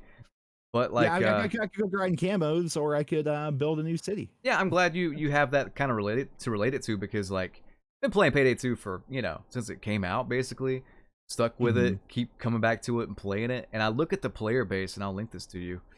For the past like 5 years or so, it's stayed either consistent or has actually gained players like consistently, especially from like 2019, 2020 on. It's just Yeah. maintained around 30,000, you know, concurrent players, average concurrent players per day. Yeah, And 30 to 60,000 people on payday every day. yeah, and it's like, why can't Call of Duty do that? Like, you can't tell me the Payday devs aren't making money hand over fist, releasing $5 DLC every couple months. You know, it's like a little bit of work here. Here's something cool. Here's something new. They released like a Tony Montana pack, like, It's just and for fun. yeah, That's like, and all. you get his like fucking M16, you know, and you get his Mhm. grenade launcher, and there's a guy. It's not obviously Al Pacino voicing him because he's old, but it's a guy that sounds like him doing voiceovers for the character. You get Tony's mask, like bank heist mask, Yeah. and that's like, it was like, I think I paid I don't know, $8 for it, you know, and you get like a special Scarface Mansion mission. And like, why would I would just rather buy a year's worth of Payday 2 DLC than buy one COD skin for the same price, you know? Seriously. Yeah.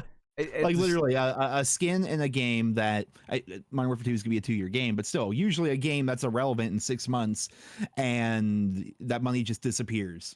yeah. Yeah. Whereas this is like this is like evergreen content, to use YouTube terms. Like, and the same with City Skylines. Like, I've purchased every DLC that they've had so far, Mhm. and all of them make the game better. The airport DLC was incredible. The college town DLC was incredible. Like, there's so much to the game, and it's all cheap as shit. Like the Industries DLC is 11 or I'm sorry, $9. Green Cities $7. City Skylines After Dark, and these all come with custom assets and new maps and all sorts of stuff. $7.50 for that one. Like, very cheap DLC that brings back a player base, because this game came out in like what, 2015, I think. City Skylines 2016. Like, this game's old as dirt, and they're still making new stuff for it, and I'm Mhm. sure they still have a pretty solid player base. Just to, you know, really hammer that home, I'll link you Skyrim here. And this game came out literally 11 years ago. This is the special edition or whatever they released back in 2016, it looks like. But if you see, it continually has pretty much, I mean, it's either stayed consistent or has gained players. You know, I mean, I go back to Skyrim every year. The modding community makes all this stuff for free. Like, It's again, like a pilgrimage every yeah, like year. Bethesda is making money hand over fist because that's a game that's like timeless. Just make a good game. Like, people will buy it like forever, you know, and support it forever. World of Warcraft. Yeah, people still play that, spend money on it. God. Hearthstone. I mean, Hearthstone's not as big as it was, but you know what I mean? Like, literally just, Battlegrounds made normal Hearthstone almost feel irrelevant. Everyone does Battlegrounds now. yeah, I didn't even Which get into that, but which I like Battlegrounds, but it's just like, I don't know. Stop making something new and shiny and then taking away features and pissing off everybody and losing your player base, because you're not making a game that's making money and people are happy. You're pissing people off. You know, you're like fooling them and making money. And then I can go on for hours, but anyway, I should probably cut it here. Yeah. That's a lot. I'll have to just, I don't know, put up a whole random we didn't session. get to discuss supply drops. We have another hour, don't we? I mean, I could. But I'm joking. I'm no, joking. like, yeah, if people like this, we'll do it again. I might even make this Calm like down. I might even make this like a weekly, like a podcast thing or something. Because I did one with Bruce Excal. People liked it. I'm gonna do another one with him pretty soon. So maybe even tomorrow I might just like do like a double thing and see what people think. But So is that you, like, just going back and forth to both sides of your mic using a yeah, slightly different voice? I got my voice Or- changer and I just hit the button with my thumb, and then yeah. I wonder how many of your viewers were around for those times. You know what I mean? That was such a stupid joke too, because it's just like, I don't think we ever really sounded alike. No, ever. I don't think you sound alike at all. But people would say like, I guess it's just old shitty speakers and mics, so everybody sounded the same. But people were like, you guys sound just alike, and I'm like, yeah, that's actually just my alternate channel as a joke. And then and then it's people were like, whoa, really? And I'm like, yeah, of course. And we just ran with it. Just So, a running thing in the community. Wait, from 2009, 2010. yeah. XCal and Blame Truth, same person. This is my channel when I want to rush with Dual Scorpions, and this is my channel when I want to camp with the Olympia, and then, you know, like, we go back and forth. But anyway, man, thanks for coming on. And if you want the recording of this, of course, let me know. And everybody go subscribe to Nero. I'll leave his channel in the description. And that was a lot of fun. Yeah, I had a lot of fun. I had no idea it was going to go on for so long. I'm now starving. I'm ravenous and I- get some food. And I have a friend invited me over to eat chili, so I'm about to go eat some chili like it's a means of redemption. I'm close. I'm going to eat goulash. So There you go. So it's very similar. There you go. Nice, But no, good it was winter fun. food. I had no idea. Oh yeah, stick to what do you call it? Stick to your ribs food. But Yep. I had no idea going into this if we even had a plan, and it's obvious that we didn't. And we just sat here, and I think we had some good discussions and had a lot of fun. And I think the people that like the videos that we make are going to really enjoy this. And I mean, God, people are gonna listen to this in their car. They're gonna listen to this while they're doing their dishes and whatnot. Someone's like washing their dishes right now, I'm sure. And I don't know. I'm excited to read the comments on this because I had a lot of fun doing this, and I hope to do it again soon. Yeah, absolutely. I thought about doing the whole So just before you go, like Bruce Xcal hit me up and he's just like, "You want to do an old school dual com? Because I got a lot I want to complain about." And I'm like, "Yeah, let's do it." And surprisingly, it did very well. Like, I think it got like 70,000 views roughly, and it's a long video too with extra ads. So I'm like, maybe this is the way forward content wise. Is just like getting another content creator on here and just shooting the shit for an hour or two. Yeah. And doing that like weekly, a couple times a week, maybe even, because there's nothing to talk about. Like, there's nothing to talk about with the game after it comes out. My next video So- might be about not hardcore, but tier 1 shipment that just came out. Oh. Apparently they released that today. Now I'm sure it's gonna be terrible. Oh. But what else am I gonna do a video on? I don't know. I have gold pistols. I'm like, do I go for the platinum challenges and tier 1, or do I use the right? I'm at a loss. I don't know what. I noticed, and you actually inspired me to do this because you were doing a video. You're like, I'm gonna do a video a day. Like, we're gonna do a video a day. I should have never stopped that, because objects in motion, stay in motion, that whole thing. As soon as I broke that streak, it's like hard to get back into it. I wanted to say it is like working out. And I wanted to say, like, I wanted to bring that up. I'm like, Modern Warfare 2 is so bad, it stopped Nero's video a day streak. Because, like, the game came out, and that's when you stopped. And I'm like, it's so bad, he can't, like, he literally can't make a, it's not that you can't make a video, it's like you can't make a video that you are proud of. Like, I can put out garbage, but you put out garbage, that's how you lose subs, that's how you lose your loyal viewers and stuff. Like, I don't want to do that. I try to make everything interesting. I'm covering. Yeah, I want to be fun. But pre-launch, there's so much to talk about. There's leaks, there's news, there's rumors. Now that the game's here, everyone's like, eh. And it's not being fixed. It's not even with Vanguard. It was so bad. Reddit, there's nothing. You go to Charlie Intel. There's nothing. I'm scrolling through YouTube comments. I'm watching other people's videos. I'm like, what are other people talking about? I'm just with Cold War. I covered Vonderhaar taking vacations to the desert more than the game sometimes, because, like, with Vanguard, the only reason I had as much content as I did was because it was so bad and it kept breaking things. It was like one bad decision after the other. So they failed, but they tried. But I mean, Infinity War's not even trying. It's just like, here's a broken update. The mic bug's still a thing. They haven't fixed for 2 weeks plus running now. I will say the one thing I think they've actually fixed is I no longer crash when I play with friends, and that was a massive problem when the game first came out. So thankfully they fixed that.